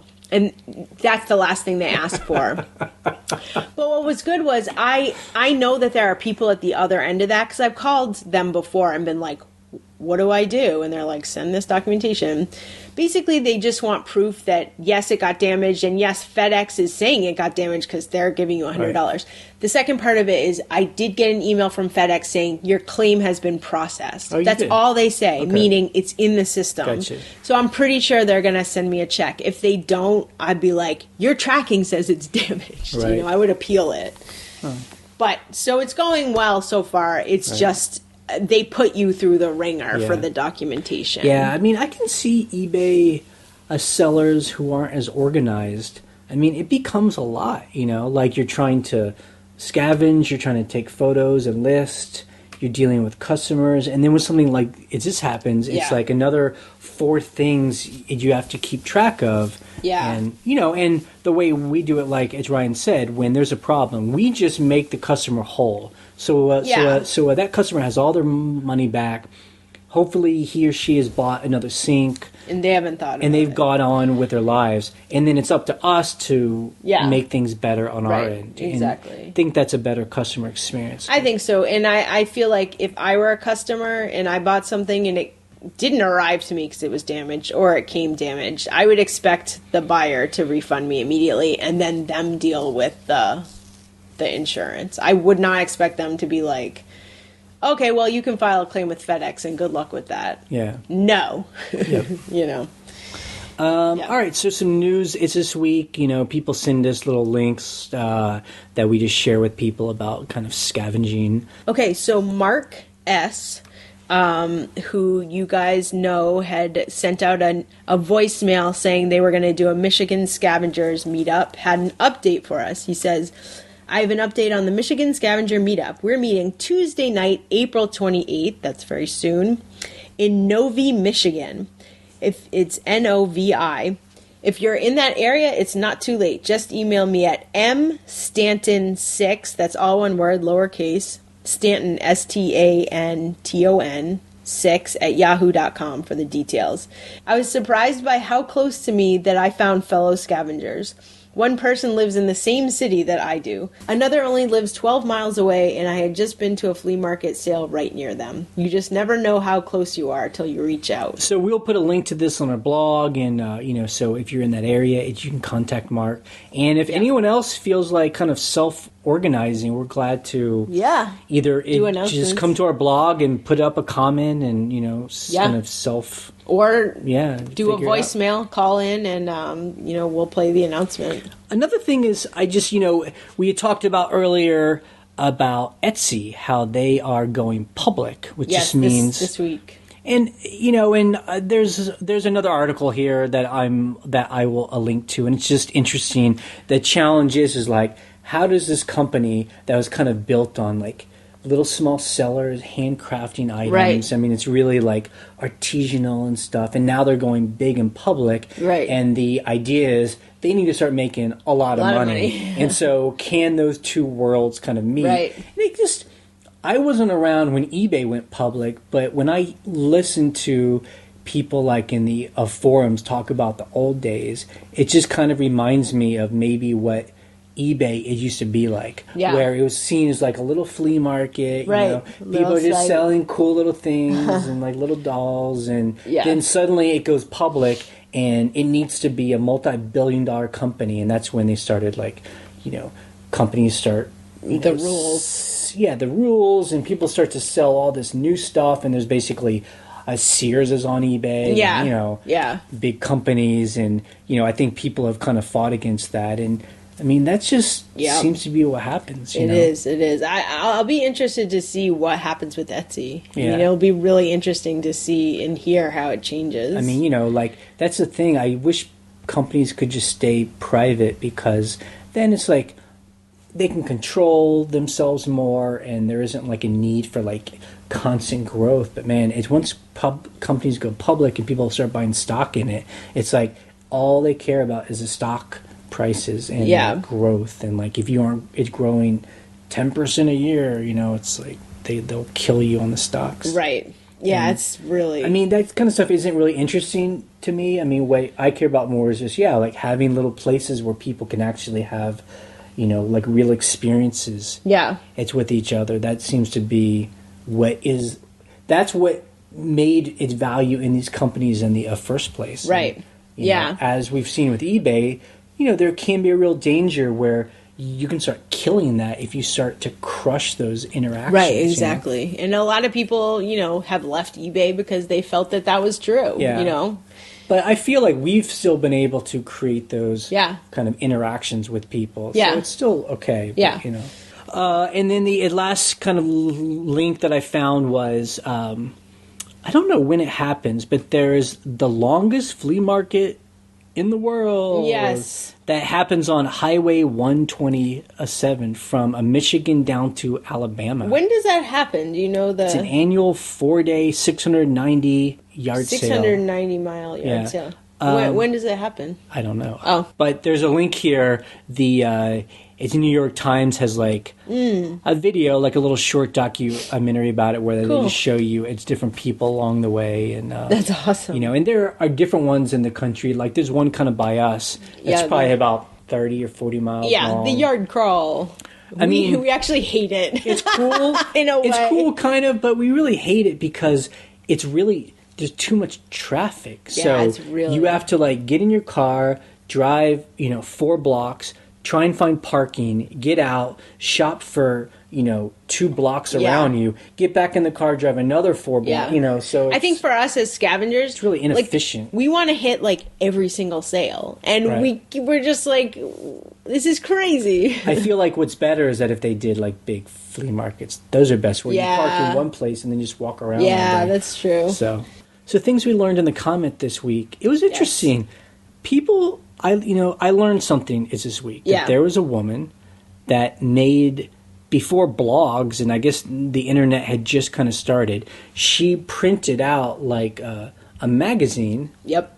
A zine called the Tightwad Gazette. Yep. And this, I guess, was in the mid-'90s or so, and it was by a woman, I think she's up in Maine. Yeah. And she would just write out little tips how to be frugal. Right. And save money.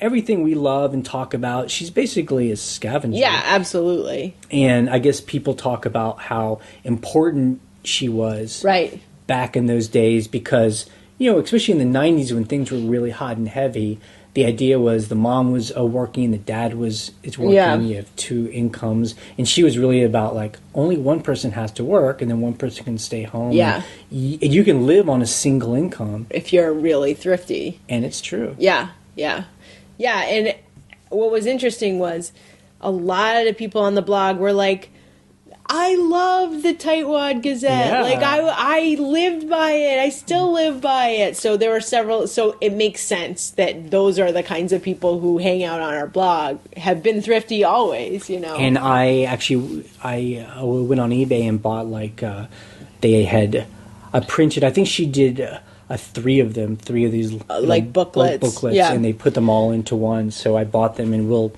check them out. Yeah, I love that. And she said we saw an interview with her online too that someone had linked to that she was like the internet changed everything because there's Craigslist, FreeCycle, like eBay, and they did this interview in 2014. So just last year. Yeah, and she talked about how now she goes and thrifts and she saw things on eBay. I mean, really, it's like I said, it just makes sense. Yeah, it totally makes sense. Yeah.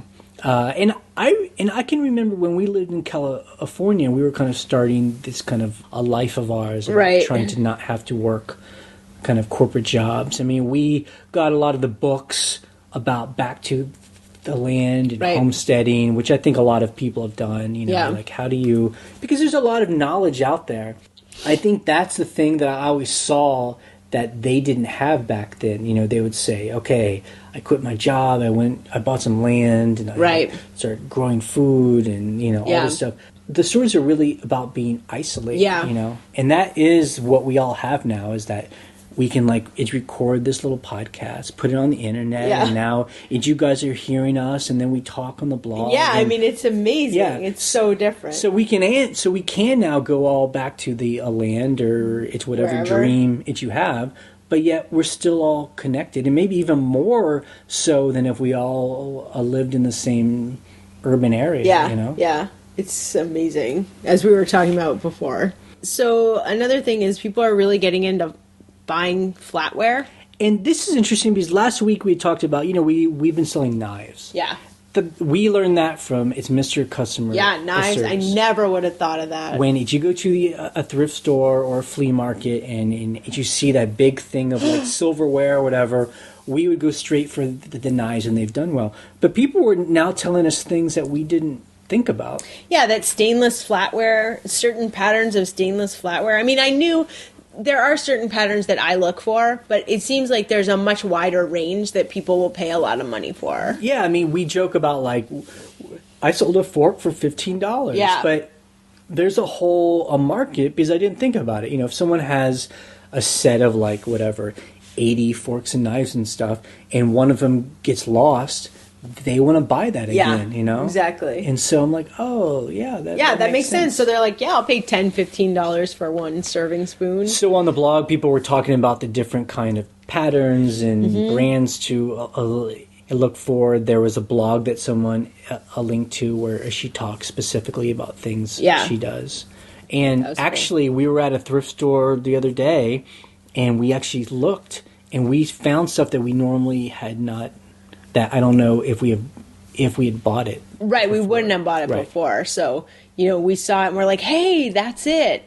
So, yeah, that's great. They're these cool, and they're pretty old, probably from World War II, and it had... it said USN, so U.S. Navy, and a majority of them were Reed and Barton, which they make silver and silver plate. So I'm pretty sure that these are silver plate. Which is really neat. And we had it's 15 pieces of different kinds, and I Some looked online. Stainless. People buy them, and I bet we'll make $80 on them. And I paid 10 cents each. Yeah. So $1.50. Pretty sweet. So that was really cool. I was talking to someone was emailing me. And we were talking about auctions. Like buying on auctions? Or selling? Okay, selling on auctions. And we've been trying some auctions, and we just hate here or them. there. And, you know, and she was trying to tell me, like, well, because you have to pick a certain time. And I get that, where it ends at a time when... Sunday night. You know, people are home from work, but, like, people in the West Coast are still awake, and I get that. My thing, though, is, like, if you're waiting till the very end before anyone puts a bid on, I'm like, well, what's the point? Like, I thought the point was you put an auction up and people put bids in and people are bidding against each other for 5 days. And that just has not been our experience. And what I'm finding is that there's a lot of snipes. Yep. Last minute, last second. And do people know the thing I'm talking about? The snipe software, there are free add-ons that you can put on your Firefox or Chrome as browser where you type in the amount that you want to pay, the highest, and then the last 5 seconds of the auction, the snipe program will just bang, bang, bang, bang, and they'll bid against anyone else, and you'll normally get it. You know what? I do it. Yep.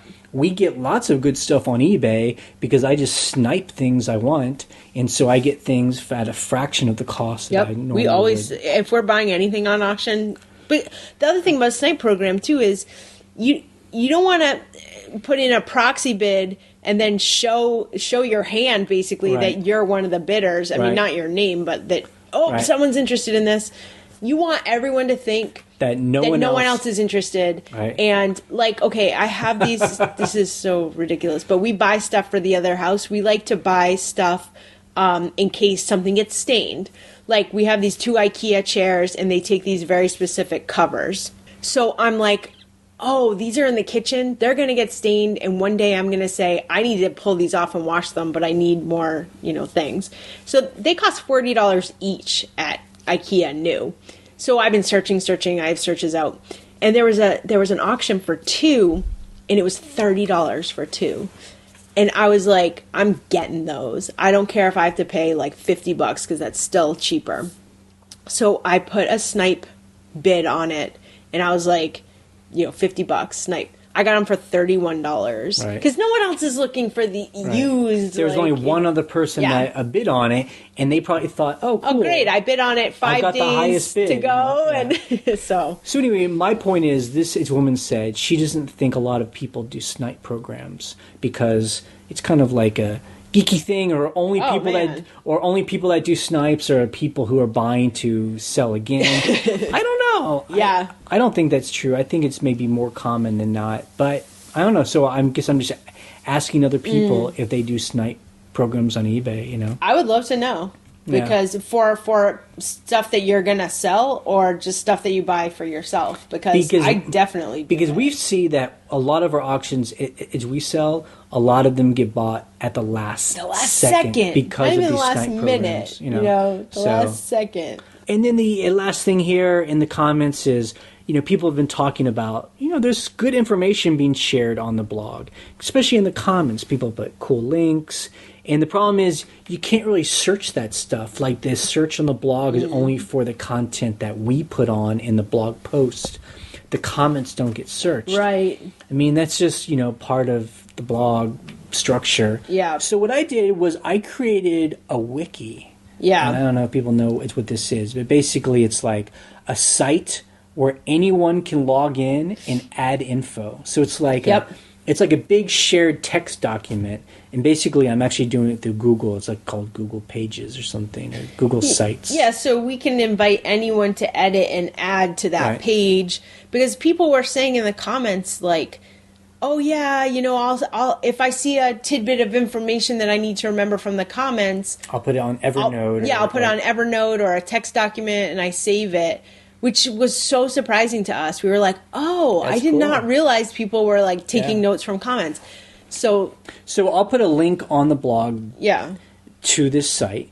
You simply have to go there and just ask us to join, so I can make you a moderator. Right. And it's pressure to do anything. Yeah. But if you want to add a link to the site, you can add a link to something that might be interesting. So that way we can have a page or multiple pages, because you can build it out. Right. Of resources, it's knowledge, notes. Yeah, exactly. Yeah. And because the comment sections have been getting so many comments that you have to like click a button to load more because it's too much for a blogger to load. Yeah. And actually, just a side note, oftentimes people think that their comments have disappeared I myself have had this happen where I'm like, I can't find this comment that I wanted to respond to that I got in my email. But it's just gone to another page. It's just gone to the next page, so you have to scroll to the bottom and say, click to load more. I think if it's over like 190 or something comments, so gotcha. That's just something to keep.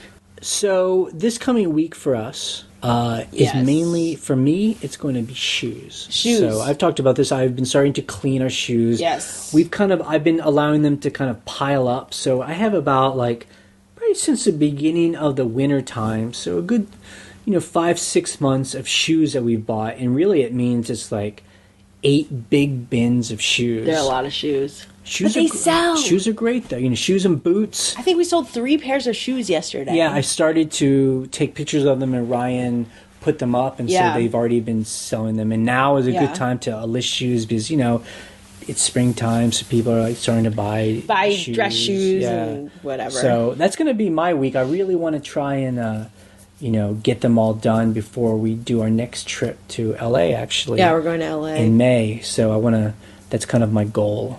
Good goal. Yep. I'm going to list. The next turnover for our farmhouse is Friday. Yeah. So we have a whole week. It's nice. To really buckle down and get some work done.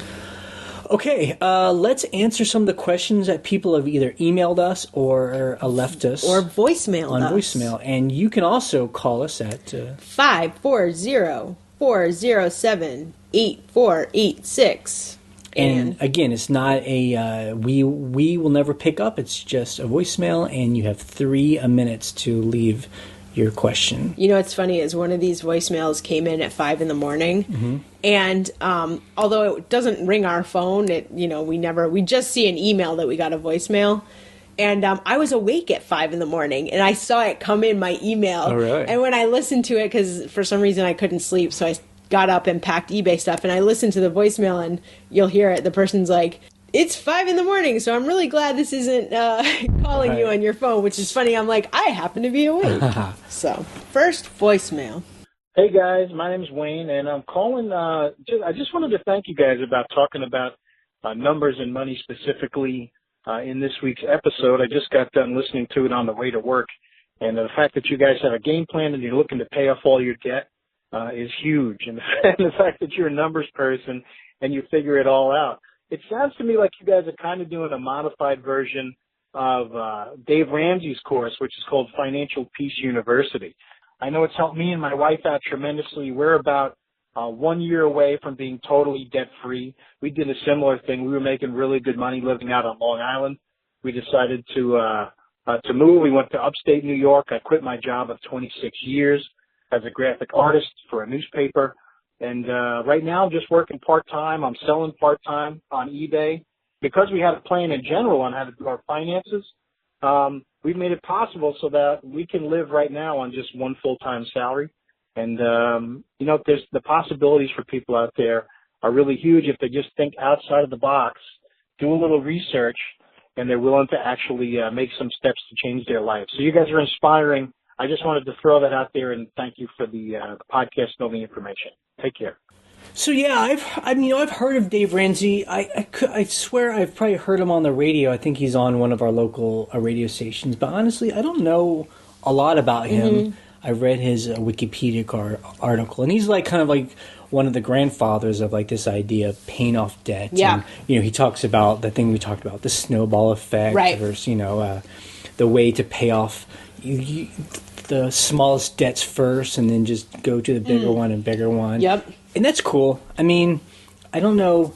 I'm not really good at into taking courses. So it's not really I got other stuff to do, man. It's not really my thing. And plus, there's now other places we pointed to, like it's Mr. Money, a Mustache, or Frugal Woods, or there's all these blogs that you can go to where people have taken this knowledge of how to pay off debt, how to save its money, how to be a frugal. And so there really doesn't need to be a system anymore. It's more about it's a way of life that I think Yeah. a lot of us are now incorporating into our own life. Exactly. That being said, I'm all about people learning more. So if these things are like new to you, like how to pay off debt, then yeah, I mean, there's lots of resources online, and Dave Ramsey's probably one of them.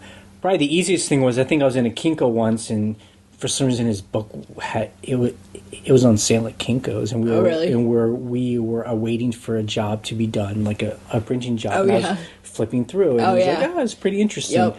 You probably just buy one of his books on Amazon, used for a couple bucks, and start there. A penny. For a penny. Plus $4 shipping. Yeah, exactly. I got a question here. We get this question often. It's question, but I'm sure anyone that starts on eBay, this happens to you.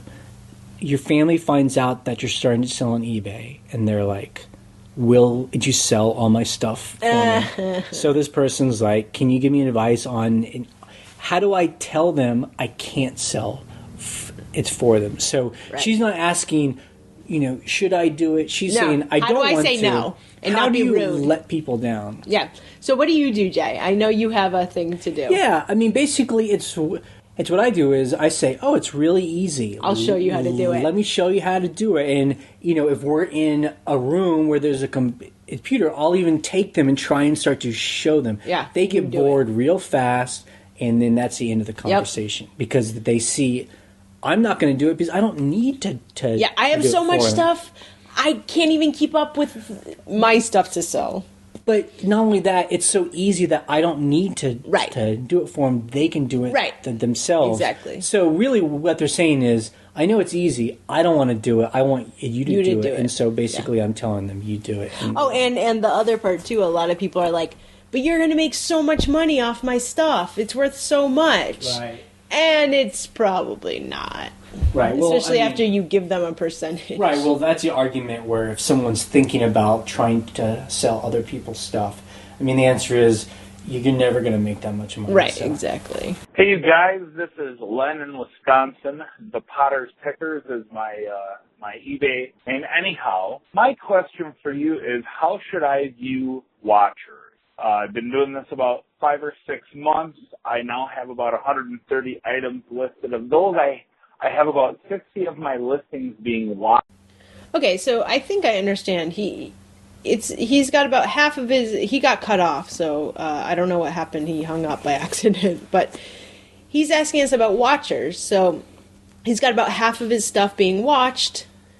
And what we say is, it shouldn't really matter about watchers. Yeah. I mean, I guess if you're doing auctions, it matters because that will kind of give you a good sense of if a lot of people are watching an auction item, cool, you might get a lot of people that bid, but it really doesn't matter because who cares how many watchers? It's all about how many people bid.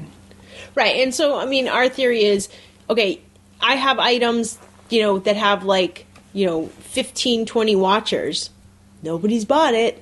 Doesn't really matter. I have something that has 0 watchers and someone bought it. I would not obsess over the numbers. It's interesting to see those numbers. Oh, someone's watching this. I mean, we have items that have been in our store for 12 months or more, and they have 24 people are watching it, We have one item that's been in for 3 years, has so many watchers, but no one has yet to give us an offer. It's like, not a single offer, not a single question, nothing. So it's not like eBay has something where you can send a poke to the people it's watching to watchers. It's just, I don't know. And what we said was, that poke comes from maybe when you end the listing and they get an email. But am I going to do that to 4,000 listings every, 2 months? No, thank you. Hello, this is Jay. I wanted to talk to you about what's going on with me. I had sold a crock pot, and the man was going to pick it up, come local pickup, and I sold it to him. I kind of got dinged on my seller status, top-rated seller status, because I couldn't use tracking, but I'm still top-rated, so I'm not worried about that so much. But I wanted to talk to you about the guy, he paid for it, And it's been a month and a half, and he hasn't come by to pick it up yet. So I'm thinking, what should I do? What I'm planning on doing is nothing. I'll just wait till he gets a hold of me. I got a hold of him one time, and he said he would do it on the 1st, 2nd, or 3rd of April. But I haven't heard from him, so I guess I'll just wait. I wanted to see what you guys think about it. And my wife tells me when I talk on the phone that I sound like a little bit of a downer. So I'm trying to be a little more upbeat. And I'm about 62, and I've been selling since 2006. Very happy with your podcast. I really like Ryan and Jay a lot. And I like Ryan's laugh. Her laugh is very infectious. Thank you so much. This is Jaybird saying goodbye. Yeah, so we deal with this sometimes with local pickup where someone will buy an item, they'll pay for it through PayPal, and it takes them a really long time to come pick it up. Then they take their sweet ass time. Yeah.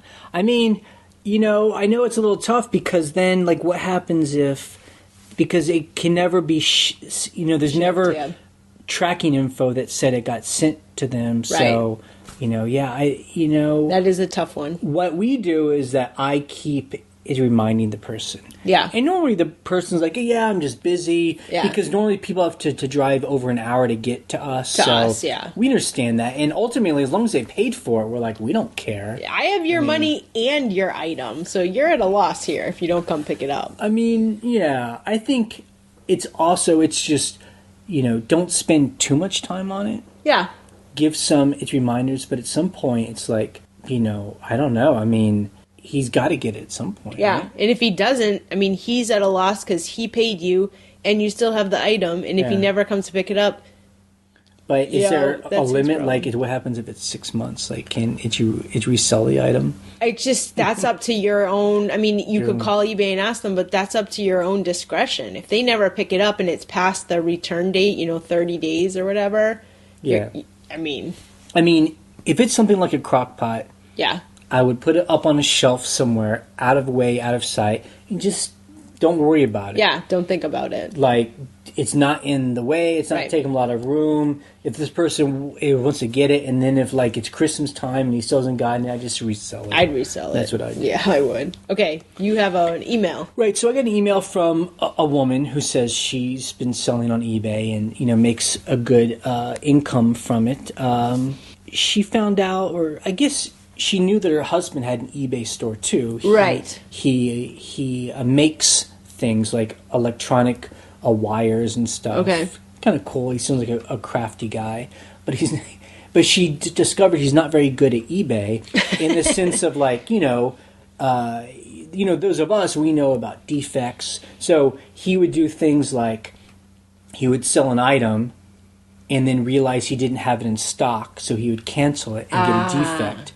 And because he doesn't sell a whole lot, her point is she realized he had a really bad defect iterating and might get kicked off of eBay. That bad? Because if you get 5% of your things that people buy have a defect, then you get into that danger zone of being kicked off. So her concern was this. They live at the same address, obviously. Right. If he gets suspended or gets his store canceled, supposedly eBay will block that IP address, so it would affect her. So I was like, well, why don't you call eBay and ask, is that true? Or is that some bad rumor thing that people talk about on the forums? But she said she called, and they said that that's true. That's crazy. Yeah. So, if you had an account and you were messing up, but I had a professional, super great store, they would basically block us from accessing anyone at this IP. Plus, they share the same PayPal account, so I guess eBay just assumes it's just the same person because it's not illegal having a multiple stores.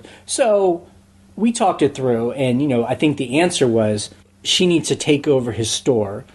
He can continue to make the products, but she needs to handle the customers a service just to make sure that... Because she does not want to get kicked off. Yeah. That is for sure. But that's interesting, that. So everyone in the household has to be on the up and up. That's so odd. Yeah. It makes sense, though, in a way. Because, I think I've linked to it on the blog. I'm not going to at this time. There are forums out there that I go to every now and again, where basically the forums about how to, rip people off on eBay.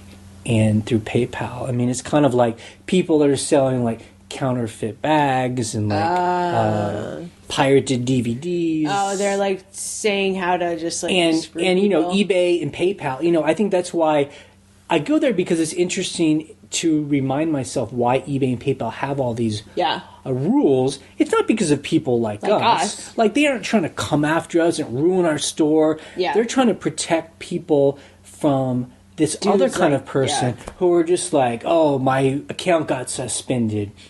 And now they've blocked my IP because I keep opening up new accounts and doing the same thing. And now, so how do I like get a VPN and like hide my IP address? Yeah. So that's why those rules exist. So that's why I just told her to call, explain to eBay what's going on, you know, make sure like his account doesn't get canceled, and they know that. And I just think eBay just wants like to hear from normal people and communicate. And also, I think another good thing is like really go through his, if she's in charge of his account now, go through those defect ratings and just try to see, are any of them, you know, not justified, you know, and can be argued, so she can give herself a buffer on that percentage just to kind of eke it back over, you know. Okay, next voicemail. Good afternoon, Jay and Ryan. This is Big Bob from Dallas. Wrote y'all or talked to you a long time ago, or asked you questions or something long time listener, day one, over and over. And I just want to tell you, I sure do appreciate your shows, and I'm so glad that y'all got your house done and things are going good for you. Keep up the good work. I'm 63 years old. My wife's 60 years old, and she's still working about 6 more years to go. And I promise you, before we go upstairs to see the man upstairs, we're going to come down and see y'all and stay a couple nights in your house. And I'll tell you, we just appreciate it. I listen all the time. What I really called to tell you, of course, is what I just said. But I want to point out one thing that people need to understand out there that are new like myself. If you get people that write you a letter or send you an email and say, you sent me the wrong item, be sure and let them send you a picture of what they sent, what you sent them. A lot of times people are trying to scam you. I had one just the other day. Said I didn't send her the right bear. Said, okay, I'll be glad to give you the money back. Just send me a picture and it's on the way. Of course, 2 weeks went by, nothing. All they're trying to do is get their money out of you. Just be careful, people out there, whatever you're doing. Make people show you, you know, if they do things like that. Just make them show you. It's not nothing wrong to ask. Please show me what I give you and I'll find out what happened. Anyhow, Jay and Ryan, keep up the good work and God bless you. Okay, so because I was born and raised in Texas, if him and I were to hang out for a couple hours, you would sound like my accent would start coming out like that. Yeah, I know. I love it. It reminds me of growing up in Texas. Yep. Yeah, no, we do that too. I think that Ryan had to kind of teach me that. Before, like, I felt I was very aggressive when people would write and say there's a problem, and then Ryan, she'd always be like, well, tell them to send a picture. And I'd feel like that's like saying, I don't believe you, you're a horrible person, but it's true. It's a good thing to do. I think so. And the good thing is now eBay makes it easier to attach a photo to a message or like a case if someone opens a case. And that's new. And I think that encourages people like, you got to send some proof of damage or right. I mean, whatever. Plus, you know, it's all how you word it. It's not like you got to send me a photo because I think you're a liar. It will be like, if the item's damaged, I need proof to make a claim. Right. And so it's if I sent you the wrong item, I need to know which one I sent you in order to like fix my listings or whatever. You know, they're like, there's more damage on this than said in there. And you're like, well, can you send me a photo? So because my employee took a picture of that, and I just need to see for my records what she did for my records. So anyway, exactly. If you can say it to where it's not a bad aggressive thing. And you know, most people are willing to do it. And like this gentleman says, if for some reason they aren't telling the truth, you're never going to get a photo. Yeah. And that happens every once in a while. Or someone just is like, whatever, I'll just keep it. You know, that certainly happens. That happens with returns. Oh, this didn't fit. They never send it back. Okay, whatever. You know, they thought it was too much trouble. Yeah. But yes, that's fine advice. Hello, Scavengers. This is Armando Sueños once again. And I have a question for you guys. As you may know, we are on April. Still, we are on tax preparation season. And I would like to know what kind of deductions do you put on your tax report every year? because a lot of items that we buy on yard sales, we do not receive any kind of receipt of any proof about our expenses. So I would like to know how do you handle these situations? I mean, because a lot of times, as I said, we don't have proof of what we spent. So besides that, also, what kind of expenses you can put in your tax report? Because I heard that if we use our house as a part of a house business, we can report some of our expenses like part of your electric bill or also part of your mortgage. So I would like to hear about that. Thank you once again for all your information. Have a good day. So it's tax, it's season, and yeah, if you're selling on eBay full time, or if it's a big part of your income, expenses are really important. Yeah. And this is true for anyone that runs a business, period. Mitt Romney was big about this, where, he's like making, hundreds of millions of dollars, but his tax rate is really small because of just how he's able to do his taxes as a businessman. He's able to expense all this stuff and put things in tax-free, accounts. And so that's what we all have to do. That's just the American way. So for us, a big expense or a big thing we write off is mileage. Mileage on our cars. Yeah, so that's a big one. So if you are driving everywhere to drop packages off, flea markets, yeah, that's all business. Yeah, so keeping track of mileage is important. And that's a big one. And then, the ever-present question of, if I go to a yard sale and I spend $10 and buy 20 items, I'm not getting a receipt, so how do I write that off? I'm going to link to a conversation that people were having on the blog this past week, where different people have different strategies. But basically it's this: get an accountant to help you do taxes, and you guys come up with a strategy. And a big part of that is just keeping a spreadsheet. Right. And even if you don't have a receipt from a yard sale, you can still write it off because you've been tracking what you've bought. Right. The other thing I say, though, if we're at a yard sale and we spend $1 on some 10-cent items, I don't really write that down. I don't write that off. I mean, it's not enough. I mean, if we go to an auction and spend, $200, we'll write that off. But if we're just stopping at like a yard sale on the way to the store and spend $3, it's just not worth the time to like document and keep track of that stuff for us. Yeah. So anyway, I hope that helps. But really, it's like I always say, you got to get an accountant. Accountants are good. Because when you get your accountant at any time of the year, when you're going to get this person, say, this is my business, this is how I run it, tell me a list of deductions that I can do. Yeah, I mean, the accountant's good too. I mean, I know people say, well, I can do it on my own Intuit and like, what kind of software is just that? all that stuff. Yeah, QuickBooks. And that's cool. And if you feel confident, that's cool. The good thing about accounting is it's a second set of eyes. Yep. So our accountant, he is looking at our business in a way that we don't. He's asking us questions that I wouldn't think of, and he's actually helping us find deductions that we wouldn't even know is possible. Right. Like there were several times where he's like, "Oh, did you do such and such and that thing that you happened to mention offhand? Was that for your business?" And we're like, "Yeah." And he's like, "Oh, well, that's a huge deduction." We're like, "God, we never would have known that, So, God bless you. So they are your friends. Hey, Jay and Ryan. This is Jen, known as Putchy Picker on YouTube. I had a funny experience, and I want to know if anything like this has happened to you before. I made a sale on eBay, person bought it, left a positive feedback, sent me a message a few days later saying how much they enjoyed the item that I had sent. And then the last thing they said on the message was, "Do you have a boyfriend?"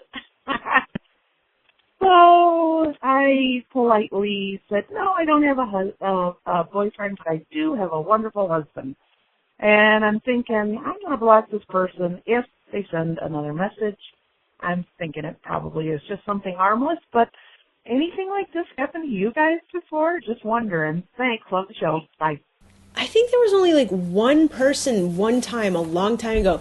Do you remember that? He like kept messaging me. Like he wasn't like stalking me, but he was like, is that guy your husband in the photos? I'm just curious because if it's not, I would really like to meet you or something. And I was like, I think we blocked him and we were just like, don't write back to him. So I feel like this hasn't happened a long time. Long time, though. In the early days, especially, I mean, obviously it wouldn't happen to me because people see my face when we model clothes too. Like, no one wants to date me, but that would happen to you where, especially like with shoes. Yes. Like, I remember there's one guy who was like, can you take another picture where you're wearing the shoe like this? Yeah, like foot fetish people. And so I was like, oh yeah, sure, no problem, we can do that. And then Ryan was like, wait a second, this guy's like a foot fetish weirdo. He's just like into... Then there was this other guy who was like, it was trench coats. Yep. Do you remember? And he was like, take the pictures like this and turn the collar up and stuff. And we were like, we don't have time to do that. You're crazy. And then we blocked him and we were just like, we're not answering it. You know, like weird stuff like that. That was a long time. People don't do that anymore. And then there have been people where like someone said I had devil eyes. Like I'm like, awesome. Great. You're obviously crazy. Your eyes are like the devil. Devil eyes. Yeah. But yeah, sure, those things happen, and basically I think what you do is you don't respond. I don't respond to people like that. It's not worth it. I don't want to get into any conversation with them, and I block them. But maybe that could be like a new kind of site. It could be like you can buy things from people, but also try and date them. Like a dating site that's also like a scavenger dating site. I can imagine that, like, you know those like fashionista sellers that have like the models and like actual models. I'm sure they get messages all the time. I wonder if that's true. Like anyone out there that sells clothes and you have like it's your friends who model clothes for you. I love to kind of know if you're being bombarded with. Yeah. But I feel like there's so many other sites for people to go to like date and you know, like it just seems like it'd be weird to hang out on eBay harassing women, you know. I mean, other than those very, very few, I've never, I mean, other than people being like, that's an ugly sweater, how could you sell that? And we're like, whatever, block, you know. Hey, Jay and Ryan, how's it going? Hope you have your ringer off as I'm calling at 5:05 a.m. on a beautiful Saturday morning. But anyway, I have a couple comments. First off, I'm really fascinated by your rental house. It sounds like it's really turning out for you, and you're making some serious dough on that. I'm just wondering what the carrying cost of that house are, you know, for the years that it must be pretty cheap considering you've been carrying it for a couple of years.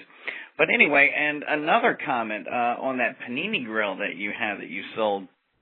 I was noticing that it has the exact same top as a range that I own, and I have a similar problem with buildup. You've already sold it, so it's gone now, but if you ever get anything like that in the future, I find that scraping the top with a razor blade set at a 45-degree angle, a straight razor where it's only sharp on one side, takes that debris right off. But anyway, and then I've got one other comment or question. I'm really not a seller on eBay. I'm just kind of a wannabe seller. I'm currently a hoarder, but I do a lot of buying, and I've noticed, or it's here lately, it's just kind of annoyed me when sellers don't leave feedback after I've bought something from them. I mean, I bid on their auction or did a buy it now, paid them immediately, blah, blah, blah, and some of them just don't leave feedback. So I found myself after about a month or so or 6 weeks, if they don't bother leaving feedback, I leave them neutral feedback that says seller is apparently not confident enough about their item to leave feedback, but it was a great item.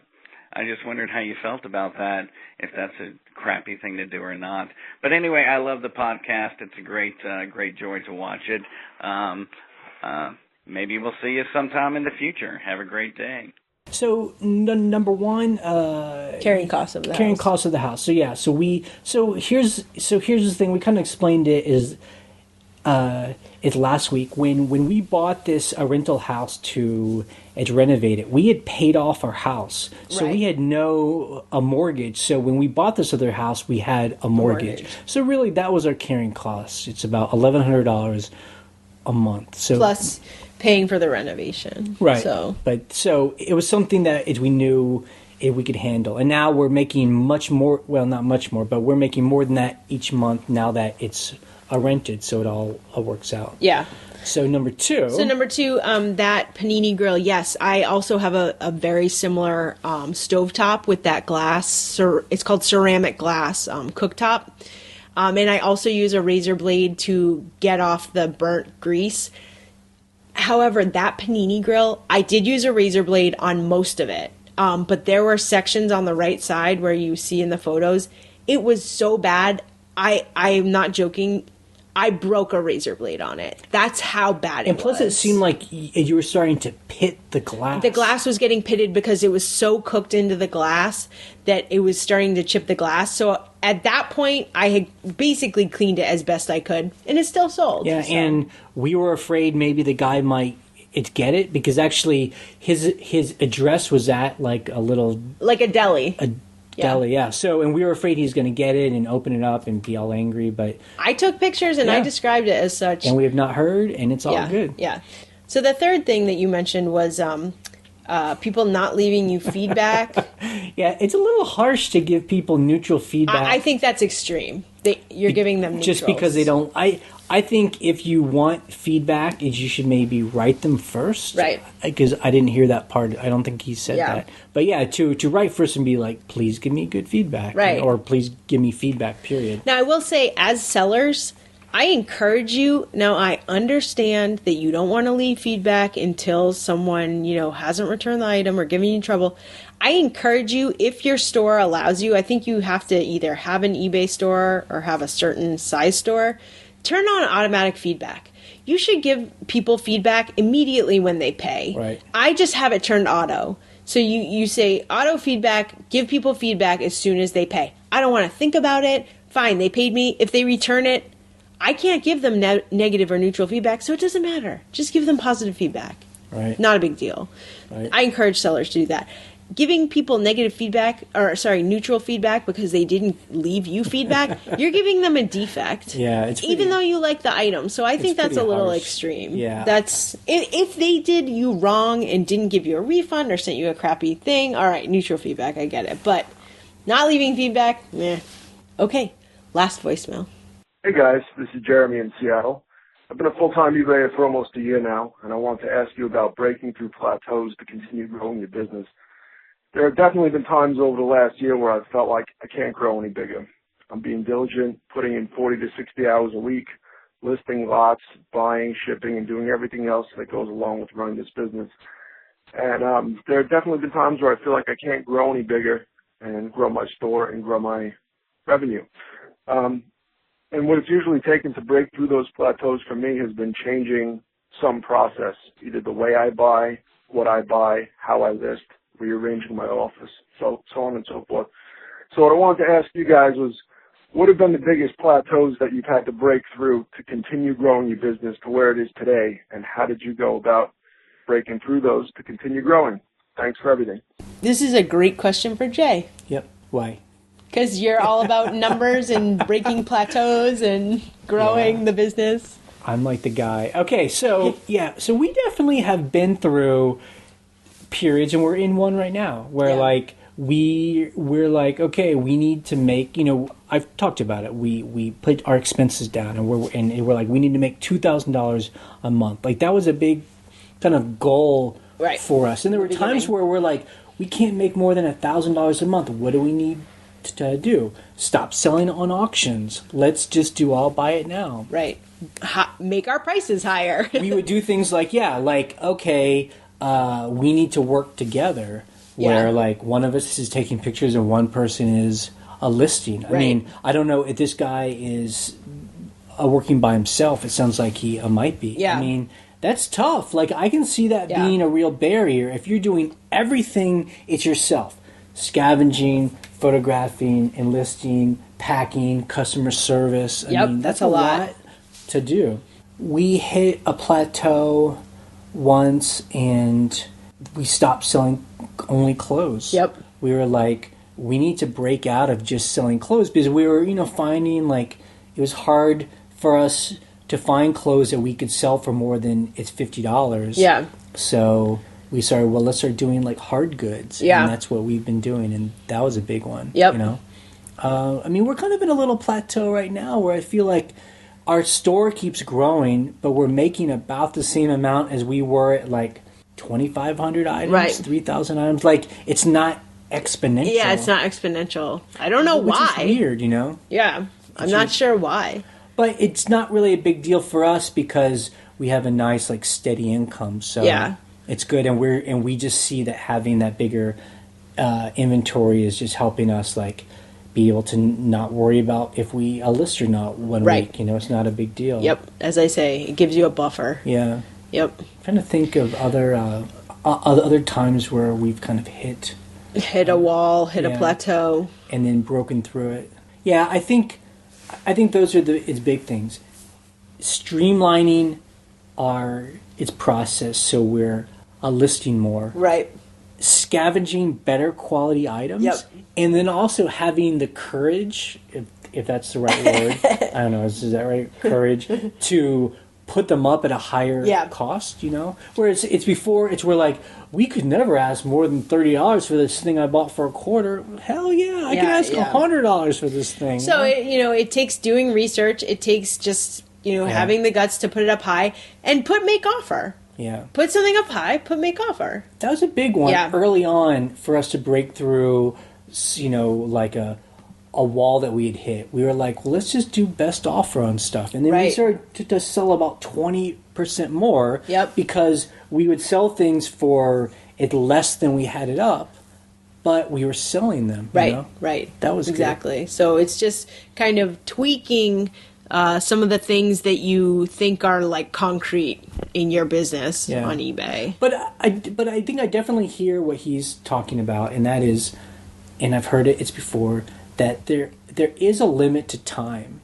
You know? No matter what we do, there's only so much we can do. Yeah. Only so many things we can put online, and so some people hit that wall and they're like, okay, I need to like get a warehouse. I'm going to start hiring people. Yeah. Or I'm going to, go and buy a bunch of the same brand new item from some Chinese manufacturer and wholesale it, Yeah. Or I'm going to do it through Amazon. I mean, those are ways to do it. But for us, we've kind of come to a point where we like the money we make. And as long as it's a steady and that our lifestyle is really pleasant. Yep.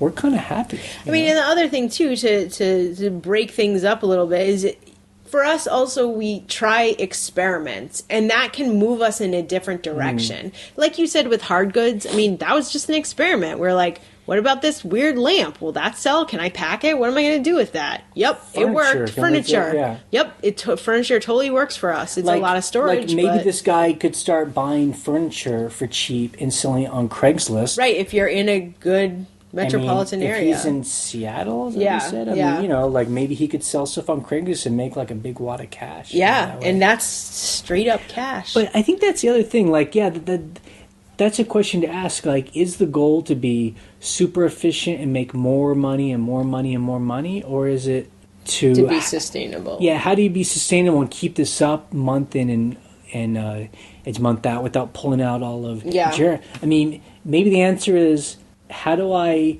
do this where I can take a month-long vacation and still have the same amount of cash? Right. Yep. Like, that seems like a more fun goal to me. Yeah.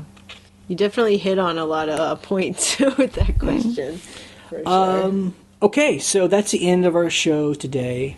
Yes. Our little show. Our little 2-hour-long podcast. Yeah, sorry about that. Sorry, it's too long. So you can check out the blog. The conversation always continues throughout the week at scavengerlife.com. Yep. You can call, leave us a question or a comment on something you heard.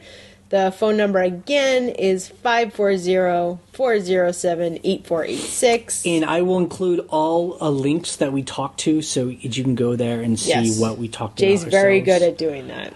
It's Wednesday. Ryan will post our What Sells video. A video so you can actually see some of these items that we've sold and how much we sold it for and why we think it's cool. And again, we will link to our vacation farmhouse if you're ever in the area. Or if you want to just come to the area, because it's a beautiful area. Come and rent it. You can come and never talk to us too, but... well, we will meet you when you come. But we're glad to hang out. It's with you, but just come and not talk to us. That's okay, too. Okay. Okay, we're ending this podcast in 3, 2, 1. Bye.